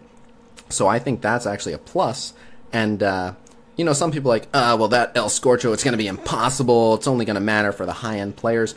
I say let's wait and see, because my alliance is walking through these Deadpool raids, and they were always the easier ones between them and Thanos anyway. I think that most mid-tier players can, you know, are the people who are still trying to progress on Deadpool. They're the people who only got him to like 3 or 4 star, if they got him at all. So this is allowing them to make some reasonable progress on him. And for the end game players, like, those are the ones who are upset, like, oh, what the hell? Like, I need 300 Deadpool shards, and I'm going to get, like, 20 for this whole thing. But I think in El Scorcho, there's going to be some legit rewards. Now, I haven't seen them. I don't think that the rewards are perfectly balanced. Like, I would not have put these rewards in. I definitely would have made them a bit more generous, and I definitely would have put more stuff than just Deadpool orbs. I would have put ability materials. I would have put some premium or mega orb fragments. Like, there's no reason to not give us more stuff. But people are making this out to be like the great crisis of our time. And it's like, well, these are just little bonus raids on the side, and they're helping people get Deadpool. So it is what it is. I want to see El Scorcho before we throw a fit. Now, if El Scorcho is just like 20% more, that's terrible. And then, yeah, we have a real problem. But let's wait and see. I messaged the devs about this, and they said, they were very vague about it, but I'll read you the exact wording. I said, can you confirm El Scorcho will have distinctly better rewards? And the response was, and again, I apologize, this is very vague, but they wrote, those are being made more generous for sure, but I wouldn't judge that they'll seem generous enough to thrill everyone. That's pretty tough to accomplish. We're certainly trying to get them to a good place. Lots of work is being put into that. So there seems to be a fair amount of debate on their end about what those rewards are going to look like. I'm more than happy to join everyone in telling them that the rewards suck, if the rewards suck. But I think right now you just have people looking at the fairly easy version of the raid and saying, these rewards suck. And it's like, okay, but we haven't seen the version with the good rewards. That said, I do have to push back on that, though, because, like, I mean, if you're a new player and you just saw Deadpool for the first time and you're doing the spicy, and you're unlocking a single orb after the course of 14 days, like, I don't know what's going through their head with that. Like, I could understand them, oh, they unlocked 3 orbs over the course of 14 days, right? But, like, a single orb, like 5 Deadpool shards? You're talking about with the spicy raid? Yeah. Like, I mean, if you're a new person and you see that and you go, man, 14 days for 5 shards? Like, I just don't understand. You don't think it's worth the effort? Well, no. I mean, their time is worth something. I just don't think I don't think Deadpool is that amazing of a character. No, I agree. Like I said, they were definitely too stingy with him. Like, everyone should be getting more shards. There's no question about that. But I think maybe like double might be the right amount. Like, nothing, you know, people are like, Seaton made his rant video like, this is 12 times worse. Like, it's 12 times worse than what you were used to. But it's not 12 times worse than what everyone was used to. In fact, it's infinitely better than what most people were used to in terms of progressing on Deadpool. So I think they lowballed it, but I think they took a step in the right direction by making everyone able to get it. But oh yeah, and I mean making everyone able to get it, and taking it from 2 to 12 hours was definitely an improvement. The I do think 2 hour they thing was changed the insane. energy refresh a bit to obviously not to what it was at the 2 hour, but Yeah. I think they need to find like a little happy medium with that. But I don't know. I mean, that's not really like a big issue to me with the energy refresh. I think good coordination on the team, you should be able to. yeah, to these are accomplish fairly it. short raids, and I have a very a very against the grain opinion on the 2 hour raids. I love them, but that's a separate discussion. Actually, I'm with you on that because our guild or alliance rather, we 100% of the 2 hour one every single time, and I actually thought it was a blast. I mean, and it was good for the people that were completing Right. it. The people that weren't, they were. I mean, Yeah, I had several friends that dropped the game after that. I wasn't happy with the rewards being 100% or nothing. That made it a little too volatile. Again, like they could have, if they were giving a third or a half of the rewards for less than 100%, that would have been fine. But whatever. But that's a separate discussion, because I also wanted to touch on this, because you kept saying like they're going to get what, like 5 shards, and it's possible. But so this is definitely something they're doing that I don't think people are noticing quite enough, because people always remember, like for some reason when people open an orb, they always just feel like they should be getting more than the minimum, and anytime they get the minimum, they're like, oh, I got screwed. Like, well, no, it's the minimum for a reason. It's supposed to be the most common. But so I've noticed in several of their new event orbs, like mid-range drops are way more common than bottom drops, and they're doing new ones. Yeah, they're doing that on purpose. You're way more likely to get like 8 or 10 than you are 5. Like 5 is actually rarer than 8 or 10 or 15 or whatever. So they literally wrote like, we made the Deadpool drops almost twice as generous, which to me sounds like instead of 5 now you get 8, or instead of 4 now you're way more likely to get 8, whatever it is. So that brings me to, what does Deadpool unlock at? I don't remember if he's a 2-star or 3-star unlock. I've had mine for so long. He's a 3-star. I think it was 3-star. Yeah. So they need what, 100? 100. Yeah. Okay, then yeah, that's pretty tight. If it was 2-star, it wouldn't be totally unreasonable with the rate that they come back. And then the other thing too is, although if you're doing the spicy, like that's not a lot. If you're doing the spicy now, there's no way you're still going to be doing the spicy when Thanos comes back and then Deadpool comes back. So I don't mind if spicy just like wets your palate, and you know, again, it should probably get you like farther than like an orb. I think that's a bit tight, but yeah, still. I mean, I'm pulling that number out of the air. You know, 3. I guess for me, like 14 days of raids, of doing one every day. Well, what's 100% spicy? So spicy at 100% gives you 250 on the top, like 1 to 2. You get 250. So let's call it 200. Yeah, and so you're saying this really only is here for 2 weeks. Huh. Yeah. So 200, and you can only afford 1 a day. Well, actually, I don't know. Can you run more spices? No, they're 14,000 both of them. Oh wow, okay. Yeah, for some reason I have no idea why they did that. That makes no sense. Yeah. So you're getting like an orb, and then like 8/20ths of an orb, like 4/10ths. Yeah, that's 1 and 40% of an orb. Yeah, that's not a lot. And at the end of the day, it's more of just like, for me, I feel like whatever I do, it should be, the reward that I get should once again kind of get me excited. But instead, most of the time, I feel like I'm just kind of like, all of this trouble for 500 orb fragments. I'm not enthused with the 2-hour raid. Granted, it was terrible for everyone else. Alliances imploded, all that. I know it sucked, and I'm not saying keep it the way it was just because I benefit from it, but I loved those rewards. Like every single time, like all of us got together and we were like, let's crush this raid, and it motivated us to kill that raid, and that's what we did every single time. And I mean, so I'm looking at. Well, and I'm not necessarily against, like if they did that 2-hour raid again, but then they trickled down the same rewards throughout the reward structure, but they made it an extra, 60% you got 40 purple 100%. ability mats, but then you 100% it and you got 100 ability mats, and it's like, oh, okay, like there's a huge difference between the 60%.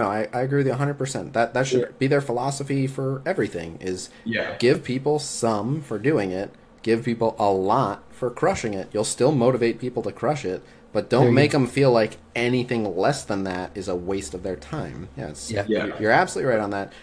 But yeah, so like he was saying as well, though, yeah, it was very exciting. Those rewards are awesome, and I hated how many alliances had to explode to make that happen, and that was just the dumbest decision. And as soon as I found that in the data mine, I begged them, if you are going to do this, you need to give people so much of a heads up, because if you just spring this on people, it's going to be a disaster. I do remember your Reddit post where what did you call it? Like the exploding Happy Alliance Explosion Day. Yeah, that one. I think you got deleted or something. Like the mod deleted or something. They did. Yeah, they weren't a fan of it. Wow. Wow. I was like, that's awesome. But I mean, it's true. It was terrible. I actually thought whenever I saw the data mine that they forgot the 4 or something. Like I legitimately thought it was a mistake because it didn't make any sense to me.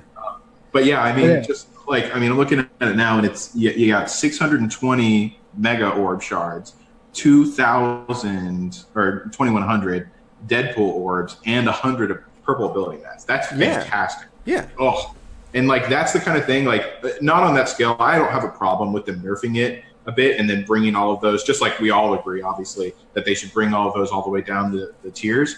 But I just think, if they would have even halved that and then brought it down, I would still be so enthusiastic to do these. Same. If I could get 50 purple ability materials in 2 hours work, I would be very excited. And yeah, the Deadpool orbs are great. Yeah, no, But now we're having because they did make it harder. Like we actually didn't complete. I don't know if it's just because of a lack of effort, because people aren't caring in our alliance or what. But we didn't even do. We've done 2 raids now for Deadpool, and we didn't even 100% it. I don't think we have either. It takes a little bit more coordination. So the first thing is, although 2 hours is easy, the rate at which you got energy left you actually a fairly good window if everyone started on time with full energy, which they always did. Well, I don't know about the starting on time, but everyone always started with full energy. Here, the energy is much more it's actually a much tighter fit, which is not good at all. Even though it's a shorter raid, but now it takes absolute precision coordination, which is a little bit annoying. And the problem is, although encouraging that style, you need to have that good of coordination is good. Right now, the rewards don't justify it. We're just okay, we'll get the tier below in rewards. Right. Whatever. I'm 1/10 less of a Deadpool orb. That doesn't help the fact that I still need 200 more shards for my next rank up. I don't care. Exactly. And then also it's these are only around for 2 weeks. Why are we going to try to work so hard to coordinate on this? And then they'll just be gone. And the next time we see them, they'll probably be 4 hours with completely different rewards. So, yeah, they keep trying new stuff. And Mobile Gamer made an excellent point that I've been stressing as well. They keep changing things, which is fine. I'm fine if they want to experiment. I'm fine if they want to change stuff. But there's one thing that can't possibly be helping them. They are changing lots of things all at once. If you want to change the time, fine. If you want to change the rewards, fine. You want to change the availability of the character, fine. Changing the time and the rewards and the availability of the character, there is no way you're getting good information out of that. Yeah, they need to pull a lever, see what happens, and then move on to the next lever. And they're pulling, multiples at once. Exactly. They're going in there with a bat and hit until it dies. Yeah, they're just hitting all. They walked into the elevator and just hit all the buttons. Yeah, exactly. But that's that is 100% it. They have never been good with consistency. Everything has always changed every time it comes back. But yeah, right, and it's changed too much. If they want to just try, if the energy gain and the window of time you had to do the Deadpool raids changed every time until they found a happy balance, I'm so happy to participate. I will be that guinea pig. Yeah. But 100%. Stop making me reevaluate all of it. How many raid season points is it worth? How much energy does it cost? What are our rewards average out to? Like, it's madness. And we finally get a handle on it, and it's gone. We're trying. The people not trying. Yeah, I agree. So you want to go ahead and move on to the next topic? Yeah, let's go ahead and move to the next one. Okay, so you posted here. I'm not exactly sure what this entails, but hopefully you can explain it to us. But the Thanos raid reward restructure. Oh well, that's they mentioned in the dev blog that basically they're just going to be doing the same thing that they did with Deadpool and bringing those Deadpool orbs all the way down. Right. Oh, okay, Thanos shards. So people. Yeah, the fragments. I'm sorry. Okay. Cool. Yeah. Cool. Hopefully, I'm assuming, and I don't know if you think that they will or not, Khasino, but I'm assuming that they'll probably do something similar with the rewards as far as the amount as they did with this Deadpool raid. Yeah, I would imagine. Hopefully, just not quite as bad because they seem to be always tweaking, like we just said. But right, I think it'll probably be a little bit better, but it's not going to be much better. But it's definitely going to be less than what we're used to. I'm thinking my policy is the lowest tier should ideally be able to open up 3 orb fragments, or orbs at the end of the. Yeah, I think that's fair. Yeah, I agree with that. So, all right, well then, yeah, let's go ahead because we have a decent bit, so let's go ahead and skip. Yeah. All right. So the mutant origin gear, that was just found in the dev blog, and that's basically pertaining to there's going to be a new type of gear. Am I correct in that? A new type of gear for mutants specifically? Yeah, it's a new origin trait. So right now we have bio, skill, mystic, and tech. So now we're going to have bio, skill, mystic, tech, and mutant.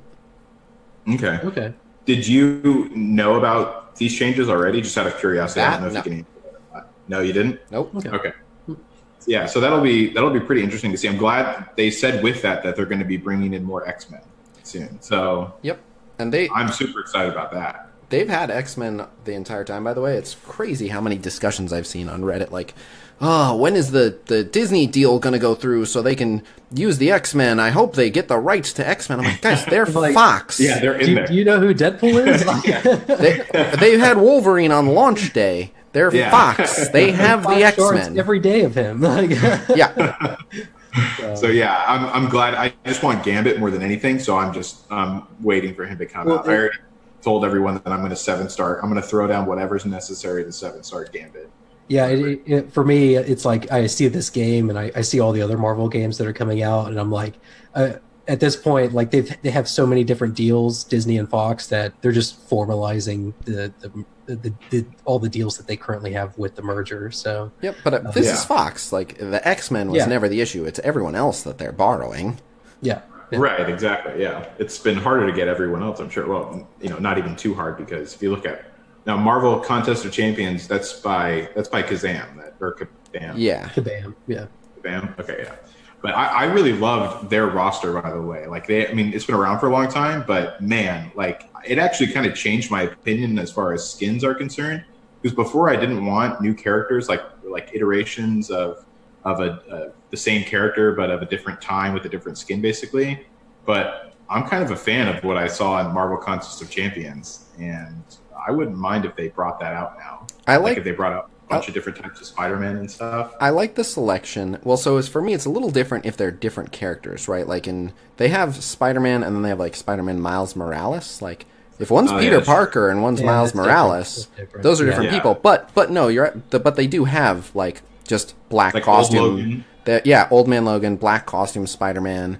They have like Magneto Marvel now, so he's just white instead of red. Like they do just totally have just like different skins of the characters. They even have the white and the red Deadpool. So I don't like, and it's not like that big a deal. Like I wouldn't particularly care, but I don't like when they do multiple versions of the character, just because I always felt weird. Like like I have 2 Logans on my team. Like, that's weird. Yeah. Like when they have different abilities and stuff. My thought was I would like it if number one, the skins would just cost cores.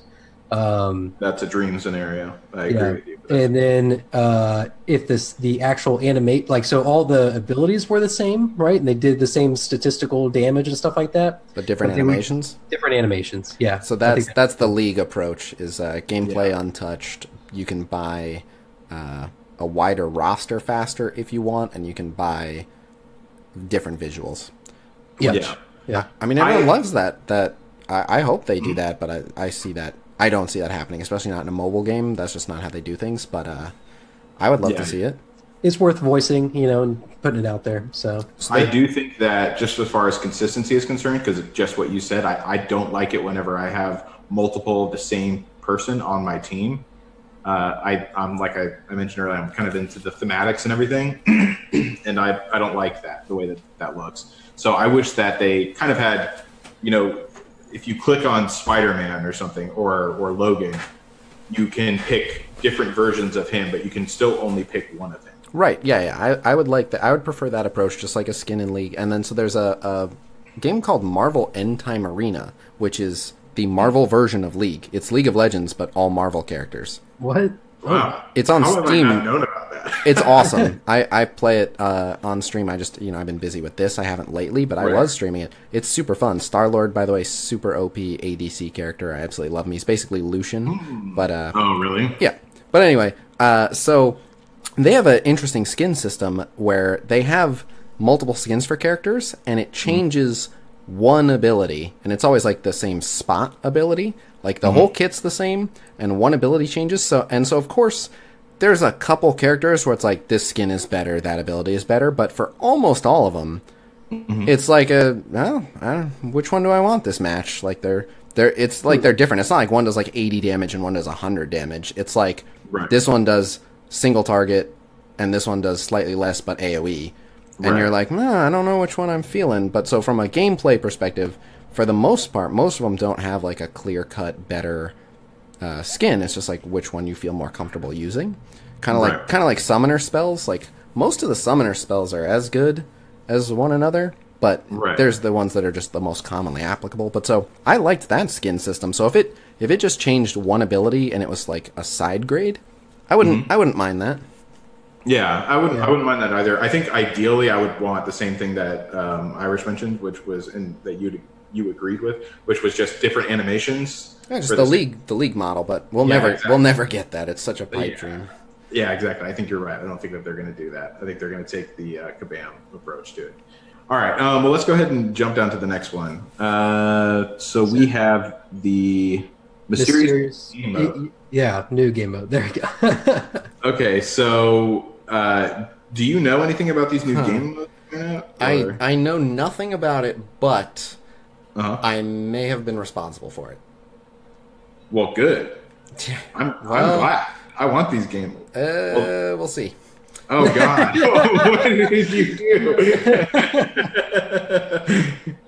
Well, now I'm scared. So. I will go on, but so mobile gamer's also to blame. I'm taking him down with me. Okay.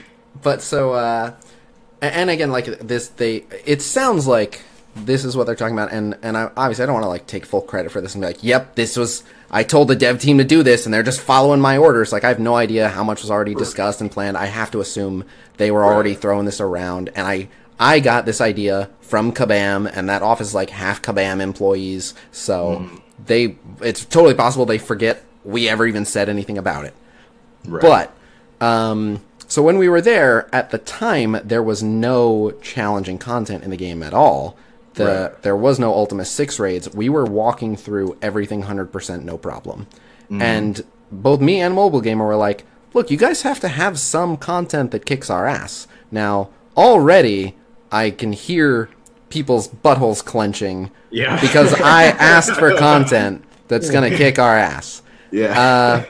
But so we were both fans of game modes that they have in Contest of Champions. When it started off, it was Realm of Legends, and now Realm of Legends is like the halfway point where you still have to get to a fairly respectable point to clear Realm of Legends, and it's still a pain, but it's no longer like insanity mode. And then they have a new one called Labyrinth of Legends, and that is insanity mode, which is how Realm of Legends was. But so the idea behind it was this.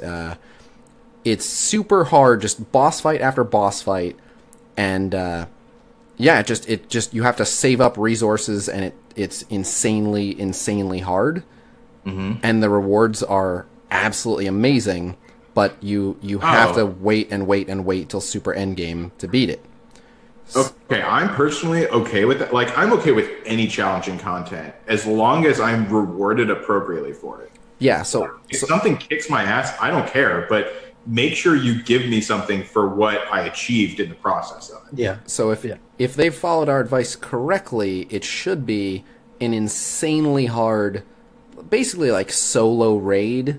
Mm-hmm. And if you get all the way to the end, which should just unfortunately just require like lots of spending or just months and months and months of saving and planning and specific gearing, then you will get the payday of a lifetime. And in like Contest of Champions, it's literally like the equivalent of like a $400 package in the game. Wow. And there's like a character you can literally only get from that and nowhere else. You get 3 characters in Realm of Legends and Labyrinth of Legends. You get like a couple of super high tier characters, so that the rewards are absolutely incredible. But they're like it's out of reach for almost all players for a long time. And then the current top on Labyrinth of Legends, like you genuinely expect to use the equivalent of $2,000 worth of the in-game currency to beat it. If you're at or real close to the top level, you're looking at roughly $2,000. Now they are a bit more generous with their in-game currency, so if you are appropriately thrifty with it, it is totally possible inside of a year to save that amount up as a free-to-play player. But that has to be like your mission for the year. And as you can imagine, with every like new star level of character introduced or whatever, it gets significantly easier. But yeah, the way they've described it, it makes it sound like it's going to be exactly that. They wrote extremely challenging, long term. So when they call it long term, like it's going to take you a long time before you're ready. They called it a gauntlet, which just means like every single stage is going to be like its own nightmare. And they wrote specialized rewards. So it sounds like it's going to be like, nightmare content. So yeah, I mean, Irish, you can tell me your opinions on this one in a second, but yeah, I'm honestly a fan of that. I have a feeling that just from things that they've done in the past, that it's going to be nightmare content, like you said, and then I'm going to walk out with 500 mega orb shards. No. But I mean, that's an exaggeration. But I feel what I'm saying is that I feel like I'm going to be underpaid for whatever I do, knowing how they deal with rewards. But I'm totally okay with if that's the outcome. Well, so I'm okay with that. Well, so wait, because I'm actually counting on their greed getting the best of them and working in our favor this time. Because let's assume at that price point, so it's like just period. You can't expect to get this done for less than $2,000. Right. Do you know what they would be willing to give you if you were like, I'll spend $2,000? Like, they will give you a lot. So I think it's in their best interest to make those rewards so irresistible that everyone is trying to figure out, like, okay, if I save up half, maybe I'll plunge down like the $1,000 on it. And I'm not trying to say like people should spend on this and whatever. And I do. And it really is like you're talking like it really is $2,000 worth of. Yeah, I've seen people spend $5,000 on Labyrinth of Legends. But so here's the thing about it is like when Realm of Legends came out, that's how it was. It was like insanely hard. It was the Labyrinth of Legends of its time. Then as they started releasing new characters started countering some of those boss fights, and every once in a while a character would come along and be like, just having this character makes this so much easier. So I expect that if you're patient, if you're like, look, I don't need to do this on day one, which almost no one is going to, with time, it will get way easier. And then the same thing, like, they haven't changed the content at all with the level cap raise, and they shouldn't. So, like, one of the reasons Realm of Legends is not that crazy anymore is all the enemies in Labyrinth of Legends are 4-star, because that's what the top was. Now there's 6-star champions, so you can bring a 6-star against that 4-star, and it's like, wait, like, now you can do Realm of Legends for free, for sure.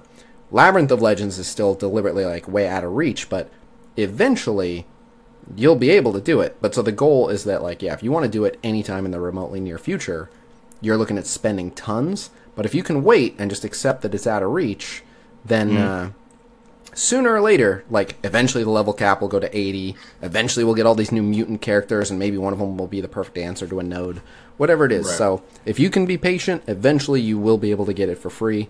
But it's probably, if they're following that kind of design, going to be insanely expensive for the first 6 months to a year at least, and deliberately done that way. But the rewards will probably be fantastic. And what made it fun is, like, it was, like, fun to, like, go into that just for, like, the first fight and be like, let me see how long I can last in this first fight. And, like, you test little stuff. And so, like, even though just beating the first fight of, like, 12 didn't actually net you anything, you would be like, hey, I found something that works really good on this first fight. Like, maybe I'm not too far away from actually being able to push through the whole thing. So if people could try comps and be like, hey, I actually found a comp that can survive this whole first node, you know, it's like, that's where you go to test stuff, is against enemies that are just like 100 times stronger than you. So right, you know, actually, come to think of it, they have a very, I'm sure you probably haven't heard of this before, but there's this one game that I play called Naruto Blazing, and I make parallels to it a lot, but they have a very similar version of this in there where it's basically 20 levels, and it gets harder and harder, and it's crazy, it's absolutely insane, but there's a huge payoff at the end. And that, although it's still at the end of the day is on a much easier scale than what this sounds like, going through it is so much fun, and trying to figure out what works and what doesn't, that you don't care if you're just along for the ride, because it's just a blast trying to make your way through it.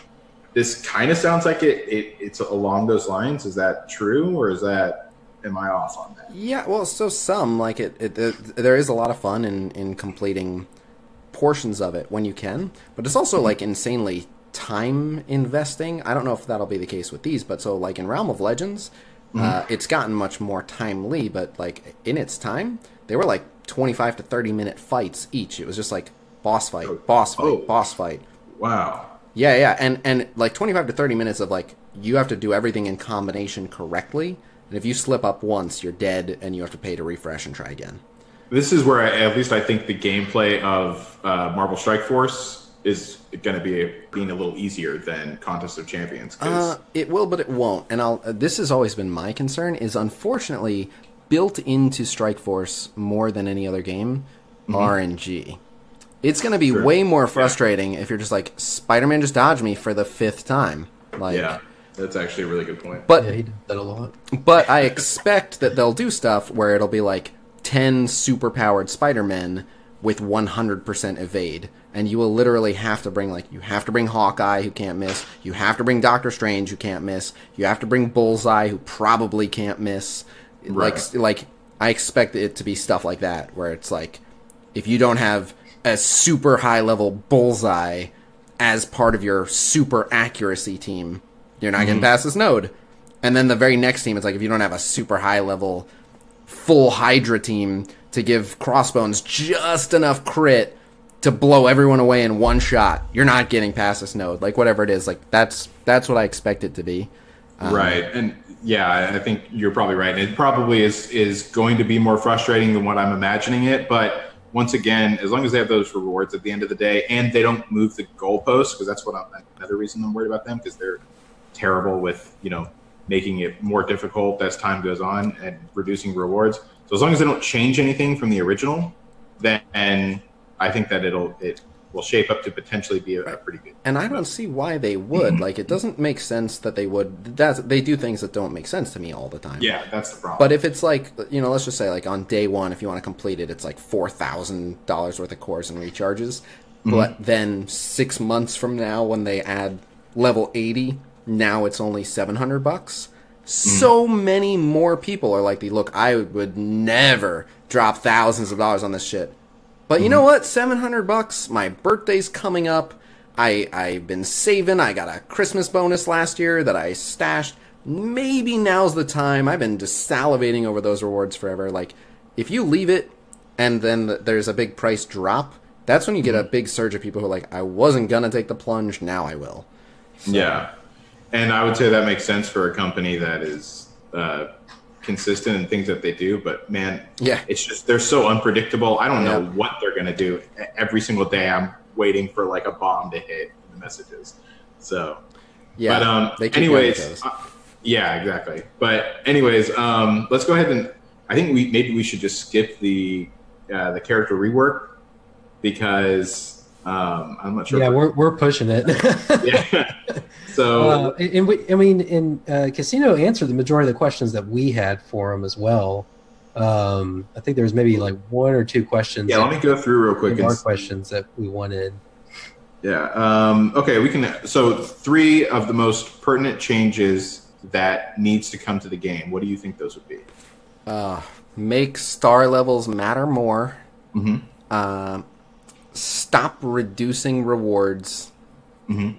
It's fine to increase costs of things. Like if you need to adjust the scarcity, adjust the scarcity. Try to avoid ever ending up having to adjust the scarcity because that's a guaranteed way to piss people off, period. Just better to make it too scarce than, whatever. But once you've set a precedent, you're just going to piss people off.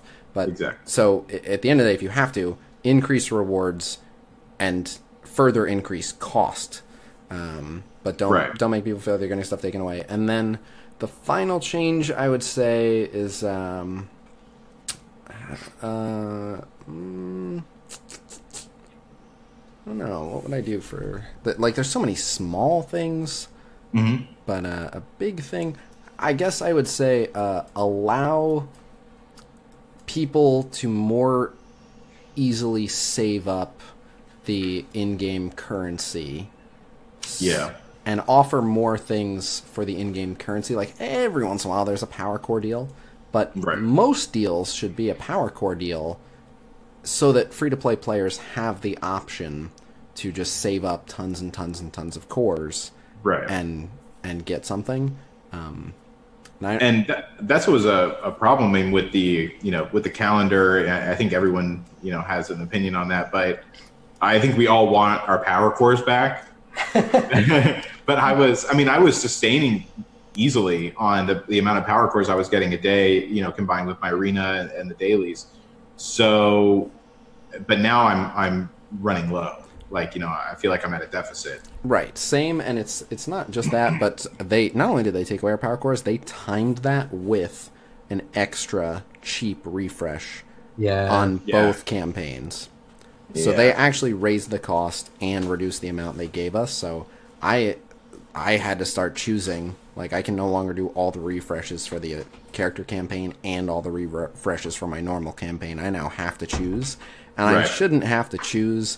Contest of Champions did it better, where they constantly had good offers that would talk you out of any that you had saved up. Like, it was so hard to save them up, but it was just because constantly you were like, oh, I have enough for this. This is pretty good. And you just were always getting them. So, yeah, give us the ability to save more, and then give us more reason to want to let go of them. And then that's where, like, if you do 2 of those back-to-back, like, I just spent the ones I had saved up, but this is only, like, the same amount I had saved up. I'll pay. I don't want to miss both of these back-to-back. They're both good. So. Right, exactly. Yeah, they're kind of shooting themselves in the foot at a certain point. Yep. So off the top of my head, that's what I'd say. I might think of bigger things, but okay. Well, also, it's a great idea. So. Yeah. Also, and I'm sure this is a stupid question because if you knew this, you probably would have already mentioned it. But you don't happen to know if they're ever going to be doing anything about those power cores that we lost, do you? Power cores that we lost? Yeah, that aren't in the calendar anymore. I definitely don't know of any official plans or anything. I would. If they didn't say anything, they're not bringing them back. They're not coming back. I don't think that they're bringing them back. They might, and this is just my speculation. They might attach them to a new game mode. So I could see no reason to believe this, but I could see Alliance Wars having a small power core payout as well. Or this new nightmare mode, whatever it is. I can see. Oh, and they really, really, really need to rework the achievements. I would like to see way more power cores and way more valuable stuff in the achievements. I literally said this to them. I was like, your achievement system is a complete mess. It's just an absolute disaster. I can rewrite for you in one day better achievement rewards. And I literally was like, do you want me to do that? I assume if it's not being touched, everyone has something more important to do. I am volunteering to do this work for free. I will write you your new achievements These ones suck, guys. What the hell? Yeah. No, I completely agree. I think that is... Yeah, well, it's one of those things where it's like whenever it happens, you're just like, oh, I got something. Like, it's nothing that you're like, you see it and you go, oh, man. No, I'm actually upset. I see it, I'm like, oh, okay, I got like 1/8 of a training orb and 5,000 gold. It wasn't worth the effort to click claim on that. But no, you are 100% right. Yeah. I mean, they're achievements. They should be big deals. Oh, like, yeah. So yeah, I totally agree. And the anything to do with training modules is a joke. So. Yeah, I don't even know why they have that order. And also, they need to fix the XP. Or this isn't achievements, but with objectives. I don't know why I mentioned this, but they need to get rid of the whole or do something with the XP that you gain after you're at max level. I want to throw that in there. People keep saying that. I don't know. Like, don't get me wrong. I would enjoy that as much as everyone else if our XP converted to something nice, but I don't think they owe us anything extra. Like, all right, you got to max level. What do you want your XP for? You don't need it. Like, I just feel like it should give me, like, I feel like it wouldn't be difficult if they just converted it to some gold. Like, give me... It'd be nice. 2,000 gold. It'd be nice, and what's awkward is you lose 2 dailies, actually. Yeah. So, we should, if nothing, like, we should be compensated for the 2 lost dailies. There should be, like, a little bonus, so, and it's not quite the same thing, but in Contest of Champions, there's a certain stage in the story, and if you get past it, you're considered uncollected, which is like this extra distinguished rank, and then they get a different login calendar. They get a different, like, instead of premium orbs, they much more slowly get things for an uncollected crystal, which has way better prizes. It takes way longer to get. You get one every like 2 weeks, but it's a chance at something like really good. So I would like to see something like that, where like if you're at the max level, like give me some, like switch my premium orbs to mega orbs, even if it comes to like you get just 1 free mega orb every 2 weeks. Like, okay, but give me something better for being at this point. So right. No, I agree with you. And I think actually that would be great. All right, so let's go ahead and the next one is, what do you think Alliance Wars is going to be? Oh. And do you know anything about when it's coming or anything like that? So I definitely don't know when it's coming. And interestingly enough, when I was there, I before I went, I asked the community for questions and stuff. And obviously I had tons of my own, but I wanted to make sure I was asking all the questions everyone wanted to know about. Obviously, tons of people want to know about Alliance Wars.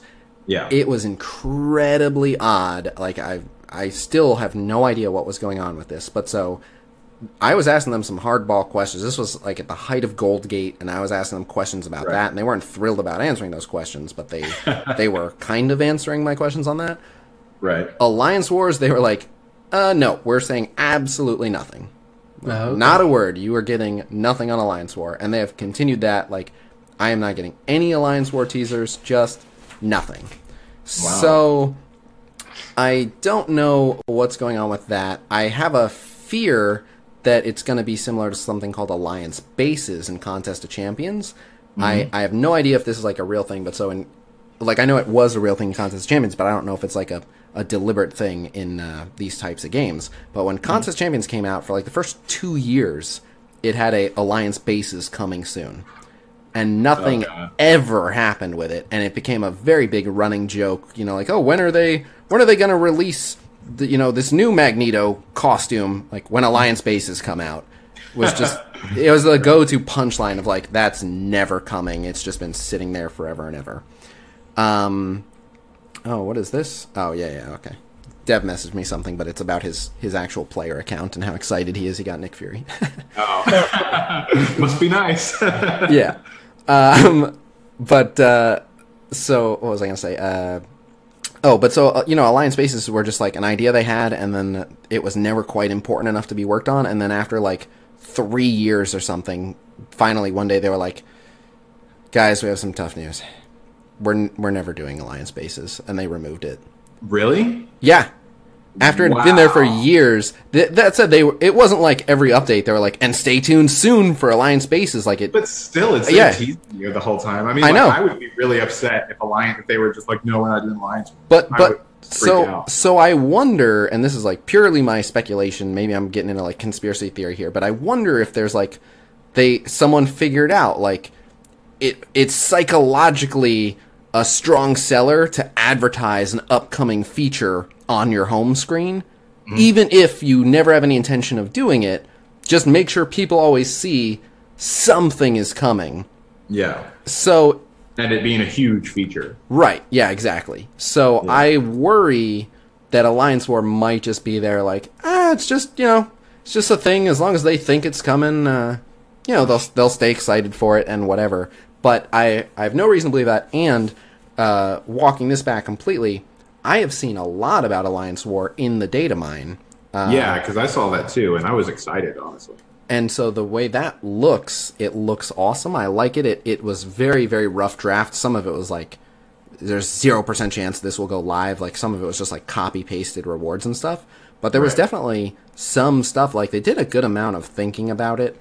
But nothing I've heard indicates that it's something they're working on. But I'm not sure if they would tell me or if they would just drop it in as a big surprise. Like I had no idea they were working on this new Gauntlet super difficult game mode, so it's totally possible that it's being worked on and just no one's told me. Well, I certainly hope it's coming sooner rather than later. And yeah, from the data mine that I saw, I was excited for that. I thought it was a cool concept, like the whole alliance upgrading stuff together and getting big benefits from what I saw. Yep. So yeah, I thought that was super cool. And they have Alliance Wars and Contest Champions, and they're super fun. I love PvP. It's why I was so big into League. So yeah, I very much want to see Alliance Wars sooner rather than later. Well, fingers crossed on that one. Hopefully it doesn't pull one of, what was that one? Alliance Base? Alliance Base. Yeah, Alliance Bases. Yeah. All right. Well, so next question. How do you feel about the Blitz cooldowns? And did you see that? I mean, I'm sure you did. The whole 6-hour thing that happened recently on that orb assault. Yeah, that was just a mistake. Oh, okay. Okay. Yeah, they weren't testing anything. They just accidentally put a 6-hour, and they accidentally things all the time. Yeah, that's what it sounds like. That again, it's just another one of those things where I don't understand how it's possible. Like these are supposed to be all veteran developers, and so many things hit the live servers, and it's like, did anyone run QA on this? Like, as far as I understood, there was with both Galaxy Heroes and Contest of Champions, it was pretty clear that they had like their next month mapped out beforehand. And although they would like occasionally change a couple things, like a couple details, like they mostly had the whole thing planned out. They definitely had all the systems in place and stuff. These guys just throw stuff live all the time. Like we've just seen so many like, oops, we put up 2 blitzes. Oops, we took away the raid energy for this raid. But it's still going on, like just all the time. So, yeah, no, I completely agree. Do you like the 2-hour cooldown or? Mixed feelings. So I liken it to the arena system in Contest of Champions, and so I like that I can play that often, but I don't like that it doesn't have a cap to account for sleep schedules. Like it should be, you can do it every 2 hours, up to 5 times in a day. That way you can do those, like if you want to put more hours in between them, you can. So you can do like, in the morning and then 2 hours later, and then wait till the mid portion of your day, like a 5-6 hour break, and then do your last 3 or whatever. But just the every 2 hours period is too much, because it encourages like really competitive people to do account share or to hire like a mercenary service that will play on their account while they're sleeping to guarantee them a top spot. I didn't even know that was a thing. In Contest of Champions, it very much is. Wow. You can hire a mercenary in China, and then while you're asleep, they're grinding your arena for you. I think it's every 3 or every 4 hours, I forget, in Contest of Champions. But I did it once. I went on vacation, and there was a character I really, really, really needed, but I couldn't be on my phone for the entire vacation. So had to do it. And it was way worth it, by the way. The character was awesome. But so I like the 2 hour cooldown, but I don't like that it has no cap. That seems really stupid to me. I would put a cap. Right. And then the other thing is preset blitz teams are coming, and that's going to help so much. Because like literally half of blitz right now is like putting all the teams together. But if you can just click your preset teams, it'll be a much more of a breeze. I always felt 2 hours was a little bit tight. I would go like 3 hours over 2, but I like it shorter because it's good to have a game mode that you can play all day. Like anytime you open it, you can play it pretty much. It's ready. That's good. Whereas like literally none of the other modes in the game allow for that. So that's good. And I enjoy Blitz because you get to use every character in your roster. So you get to use tunes that you are literally using for nothing else. You know, it's the only time I see my Kree minions and stuff outside of this Fury event. It's the only time I see my Iron Fist and stuff. So, yep, that. Iron Fist. So that's but yeah, no, that's the fun. Experiment is important. I think that is probably the only good thing that came out of, in my opinion, the only good thing that came out of it. I like any system where if someone's like, look, I can't afford to spend any money on this game, but I can play it all day, every day. Right. They should be able to do fairly well, and Blitz should be that mode. Like, it's not in every mode. Like, they can't play campaign all day, every day. They can't raid all day, every day. But they can Blitz all day, every day. So you should be rewarded. Like, whatever. I'm in high school. I don't have the money or, whatever. Like, it's just me and my girlfriend. We can barely afford our studio apartment, whatever it is. But I love this game, and I want to play it for 10 hours every day. Go crush it in Blitz and get some good stuff. No, you're right about that. I mean, and that was kind of my original thought whenever we moved into it, because I was actually really excited whenever that happened.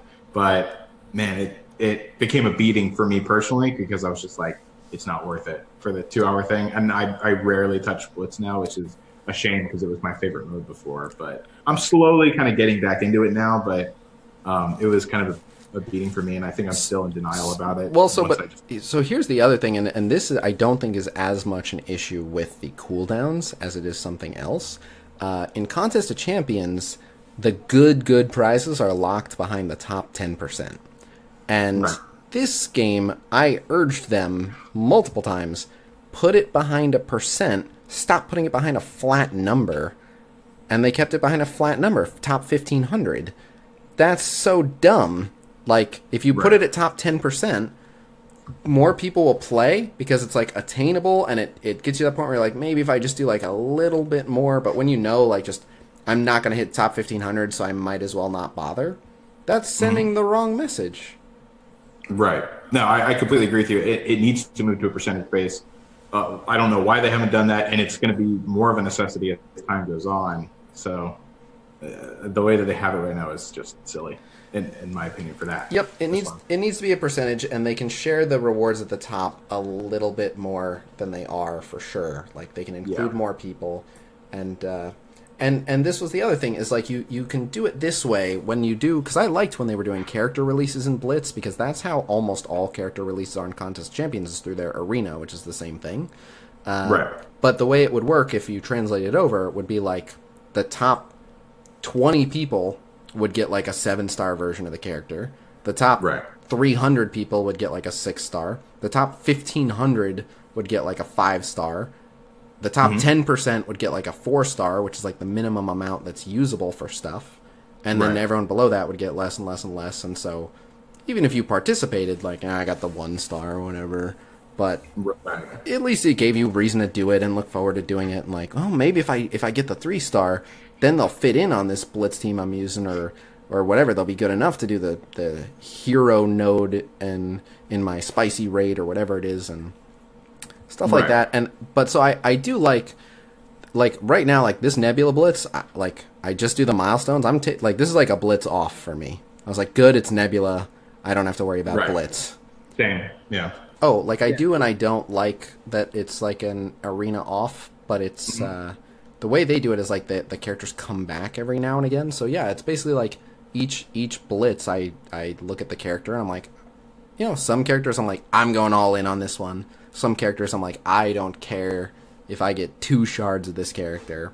And some characters I'm in the middle where I'm like, I'd like more shards of that character, but if I'm busy this week, it's not that important. And I think that's, having that at a good place is nice. Yeah, I agree. And I basically am in the same situation as far as the mentality behind that.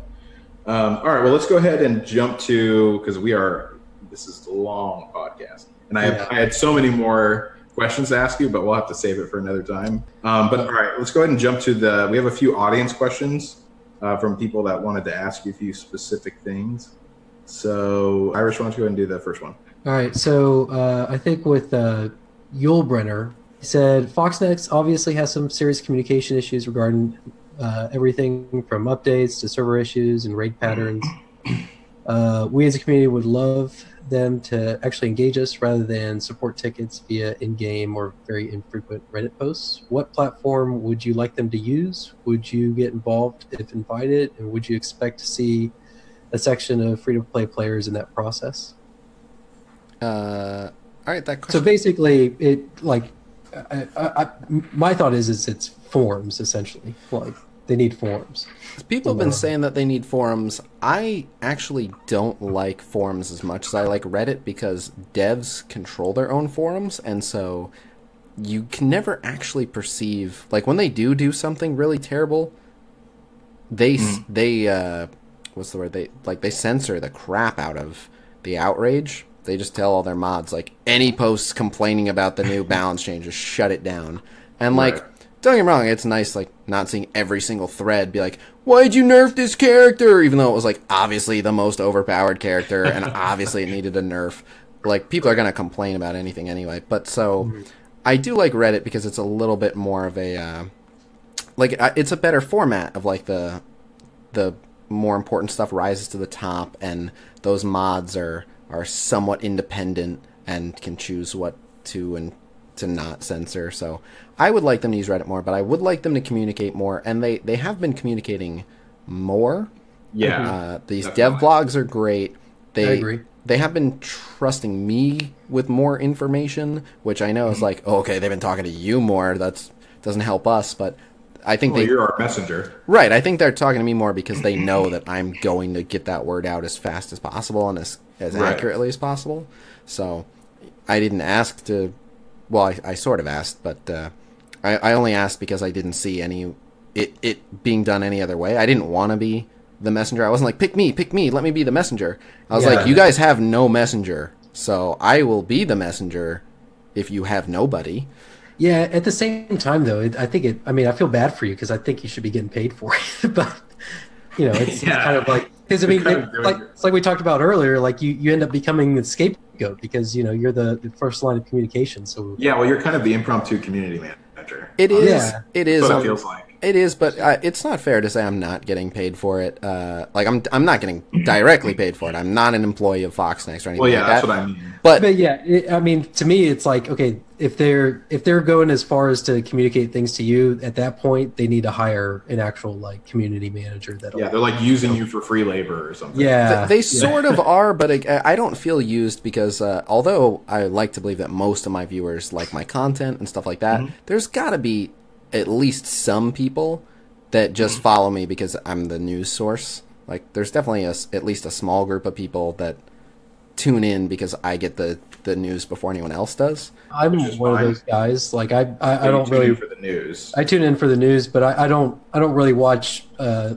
gameplay videos that creators put out. But I like to get their input on drama and news that's taking place. So they're not paying me, but when I get to like break the news on my stream, like, oh, by the way, Nick Fury's going to require Kree minions, like that sends a message to people like, well, I wasn't sure if I was going to hang out at this stream, but since you never know when we're going to get some crazy new info, and it'll be this is the place to be. Yeah, this is the place. It's driving traffic to you. Yep. So they know I'm benefiting from it. So that's why I'm not like, guys, I'm sick of being worked for free. Like, no, I'm doing okay off of it. I don't mind. Yeah, definitely. I'm just saying, like, for me personally, I think you should be getting paid. But thank you. I do have a donation link. By Marvel Strike Force, not me. Actually, you know what's funny? So I have that Amazon Prime thing for Twitch. Is that still a thing where you get free subscribe? Yeah. I think I'm probably just going to throw that your way because I never use it. Wait, you haven't done that yet? Oh. I'm going to. We were friends. Hey, it's still up in the air. I haven't done it yet. But yeah, anyway, so I'm probably just going to throw that your way because otherwise it's just going to go away. Well, I guess I'll mention that then. Let me go sellout mode for a second then. If you're listening, if you have Amazon Prime, even if you've never been on Twitch in your life, if you have Amazon Prime, you get Twitch Prime for free, and one of the things you get from Twitch Prime is a free sub to any channel that you want. It doesn't cost you anything. You just pick the channel and sub, and then Amazon gives that channel free money. So if you have Amazon Prime and you never use Twitch, please go on Twitch. Making an account actually does take 2 whole seconds. You don't even have to verify the email. It is the quickest possible process. And then sub to my channel, because I could use the monies, and it won't cost you anything. Give Khasino Amazon's money, guys. Come on, like. That's the thing. It's like it's not my money, so I might as well. Give Amazon. Yeah, please tell Amazon to pay me. You can just have Amazon pay me. All right. Well, moving on to the next and last question. Yep. I guess. And I've got it pulled up. So. Okay. I wanted to ask this one. I don't know if you're going to ask this. Is it Ed Carden's one? No. Oh, okay. Which one were you asking? So I'm going to ask. So this is from Warden, and he asks: at the current state of the game, would you recommend this game to someone over its competitors? So, like to a friend or something like that. I don't know what its competitors are. Like maybe Star Wars Galaxy of Heroes or Contest of Champions, something like that. I would it's a bit of a difficult question, because I would actually gauge it based on there's multiple factors. So if I was like, just play the same game as me, like I would recommend it as like, well, I'm playing this game and you're my friend, like we should play, so play the game I'm playing, because if you start playing some other game, then we don't play together. So I would recommend it from that standpoint. And then but it would also depend if they were like, I don't give a crap about Star Wars, I'm a huge Marvel fan, then I'd be like, play Marvel Strike Force. But conversely, if they were like, I'm a huge Star Wars fan, like go play Galaxy of Heroes, whatever it is. But I try to be straightforward with people. So I've had a few friends where I'm not just trying to recruit anyone to play this game, not worried about whether or not they'll enjoy it or not. If I think it's up their alley, I will recommend it. But the only competitor I see for them, I don't consider Contest Champions a competitor. I know plenty of people, like most people I know, play both, and they're just different types of games in a lot of ways. Yeah. So I don't have a problem being like, try both. If you like one better, stick to the one you like better. But I do think Galaxy of Heroes is just more polished, more refined, more experienced. Yeah. But on the flip side, I think I'd still recommend Marvel Strike Force, because if you start Galaxy of Heroes now, you're way behind the curve. If you start Marvel Strike Force right now, you're not even 6 months post-launch. So it is not too late. You might feel like you're way, way, way behind starting now, but by the time their 1 year rolls around, you'll be one of the stronger players, and a year from now you'll be a legend. So, and I agree with that, because with Star Wars, I joined late. I did not play at launch. I think I joined in a year after or so, and by the time I kind of tapered off of playing, which was whenever this game came out, I still wasn't even at max level, and it was probably 6 months or so at that point, maybe more. Go ahead. Sorry to cut you off, but I don't know if this is accurate, but I feel like if you started Galaxy Heroes today, without spending an astronomical amount, you will never be a top 5% player. I feel like if you started Marvel Strike Force today, although it would take some time, probably a year from now, you'd be a top 5% player, I would assume. Yeah, I would agree. And do you think that Marvel Strike Force at its core is still a free-to-play friendly game? Yes, for sure. Sometimes they do things that are more or less friendly to the free-to-play players, but I definitely don't think that it's non-free-to-play friendly, because at the end of the day, what people get upset about are things that they don't get as much of that they want right away. I have not seen them offer anything and say, this is never coming back. I've seen them say, get it now, or wait 3 months. But, Iron Man's a perfect example. Was the Iron Man event a free-to-play friendly event? If you asked any of the free-to-play players when the first Iron Man event came around, they would all go, no, this is obviously only for the whales. This sucks. I'm not getting Iron Man. Right. And I told all those people, no, you'll get Iron Man. Absolutely you will. You're not getting Iron Man today. Right. But you'll get him. So far, every single thing I've seen in this game, you'll get eventually. So by that criteria, it's absolutely a free-to-play friendly game. And if you're a free-to-play player who expects to get everything that the paying players do at the same time that they do, I can't help you. Yeah, I think that going into a game with the idea of being a free-to-play player, you have to maintain realistic expectations as to what you can and can't do. Like and maybe this is just because Galaxy of Heroes set me up for this, I knew that I wasn't doing every single event that came around. Like I wasn't getting anywhere close to completing those events or getting those characters for an incredibly long time. I'm still not at most of them for getting those top characters. And with this game, like you said, you could still catch up. Like if you didn't get it the first time around, like you're probably going to get it the second if you started back whenever. Tons. Like my whole Discord is free to play launch players who are getting Iron Man. Like almost all of them. And it's only the second pass.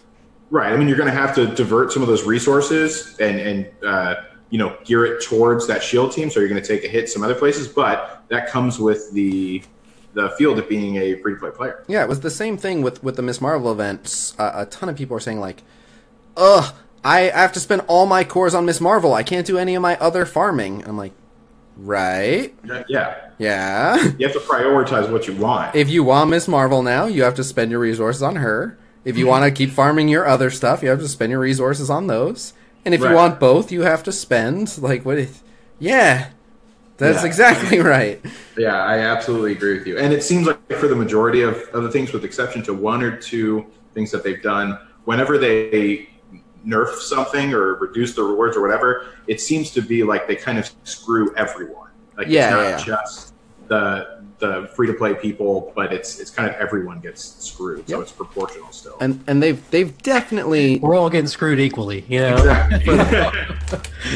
For the most part, they've definitely made some decisions where it's like, oh, if you are a launch player, like, this sucks for you. They definitely do that from time to time, but it's mostly about, like, when you started. Like, when people get screwed, I have not really seen them do something where it's like, if you're free to play, suck it. Like, not yet. But I have seen, like, if you started 2 weeks ago, suck it. They do that every once in a while for sure.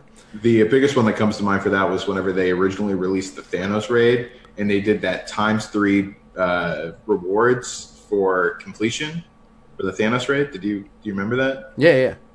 That was, I think, probably one of the moves that pissed me off the most, because I was just like, that is literally like the top 0.01% of this game. There is an egregious one that no one brings up, and I'm like, I get so much hate for like, there's always comments on my YouTube videos and stuff. They're definitely in the minority, for the record. I don't want to make it sound like just like everyone hates me. Like, no.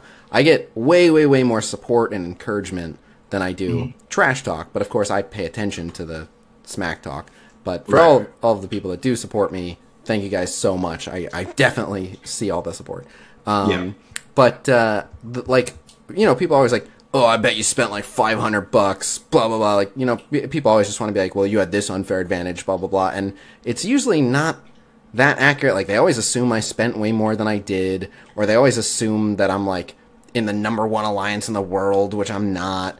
Everyone was like, you're going to get 7-star Nick Fury. What do you care? I'm like, no, I'm not. Like, I'm barely getting 5-star. But the one thing that no one ever gives me crap for that I like actually feel guilty and is totally unfair. During soft launch, my Black Widow, I farmed the crap out of her. I was able to get her to like 5 or 6 star for free. Like, and then they just were like, oh, you know what? She probably shouldn't be on a node, and just made her unfarmable. Like, that was obnoxious. So like, if you played before that, massive advantage. But so that wasn't like screw you free to play players. That was like screw anyone starting after this date. And so I expect they'll continue to do that. Hopefully not too often, but they did it with that one node where you had to beat Ultimus, right? And as long as you had one person survive, you got a 3-star. So that one is that ended up having the same effect as screwing people if they started after that. But I give them a bit of a pass on that because that was a bug fix. Like, that was not working as intended.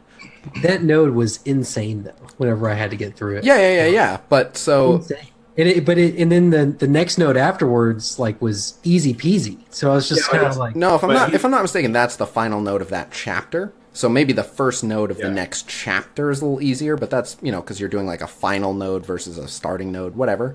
But no, it was insanely hard. But again, like, I don't fault them too much for that because it's a bug fix. Like, yeah, I agree with that. If you weren't legitimately 3-starring it, you weren't supposed to. So I get what you're saying, which is like, well, some people did get to 3-star it that easily. Like, yeah, they were lucky, but sometimes that's just how it goes. Like, you get in when something wasn't working as intended and you reap the benefits and then they fucking fix it. Yeah. Another somewhat big one, and this probably isn't big in the big scheme of things now because the time period was much shorter, but right after launch, the campaign notes, all of them were incredibly easy right at soft launch. And then I think it was like 2 or 3 weeks after. Oh yeah, they did the difficulty tuning of them. Yeah, and like I was way further than so many other people that started just a little bit after me even and didn't focus on campaign. I focused the hell out of campaign. I was way ahead of everyone in my level. Yeah, I was able to farm everything that I needed. That was a pretty big advantage for me. That totally happened. And then they did something else crazy. They said something, and I guess they didn't do it on purpose. It happened with Cosmic. So every once in a while, so one of the things they did is in soft launch, you could play the Cosmic campaign up to, I want to say up to chapter 2. It might have even been all the way up to chapter 3. I don't know. Mm-hmm. And then when the game launched, they locked it. They were like, let's put this for level 65. Let's retune it. And so I think the whole Cosmic campaign was locked. And they had said, when we reopen it, you're going to have to redo the stuff. Even if you'd already been beating it and farming it, no, we completely retuned it, so it's new stuff. No, when they reopened it, I had everything still 3-starred. I was like, cool, auto win. So that's so right up their alley for something they do too. Yeah, that's hilarious. But so I wouldn't worry about being shafted if you're free to play. I would worry about getting a giant unfair advantage you weren't expecting if you're currently playing. Yeah. Eventually they're going to change something that's going to make it incredibly difficult for everyone else. For everyone after you, yeah. Yeah, for everyone after, yeah. But all right, well, I guess that's pretty much going to do it for today. Thank you very much to Khasino for joining us for this episode. Why don't you go ahead and tell everyone one more time just where they can find you for everything. Yep, that's twitch.tv/Khasino. Again, that's Khasino. And I stream Marvel Strike Force every single day at 1 p.m. Pacific time. And I'm also at youtube.com/Khasino, spelled the same way. And if you go to the Twitch page, it has links to all my social media and stuff, so you can find everything else through that. Great. And we are, of course, the Power Core Podcast. You can find us at our Discord channel at discord.me/Power Core Podcast. And then our Twitter handle, and our Twitter handle is at Power Core Pod. There we go. And comment, subscribe to us on all of our platforms. We're on Podbean, iTunes, Spotify, all that jazz. So until next time, we will see you later. Peace. Peace.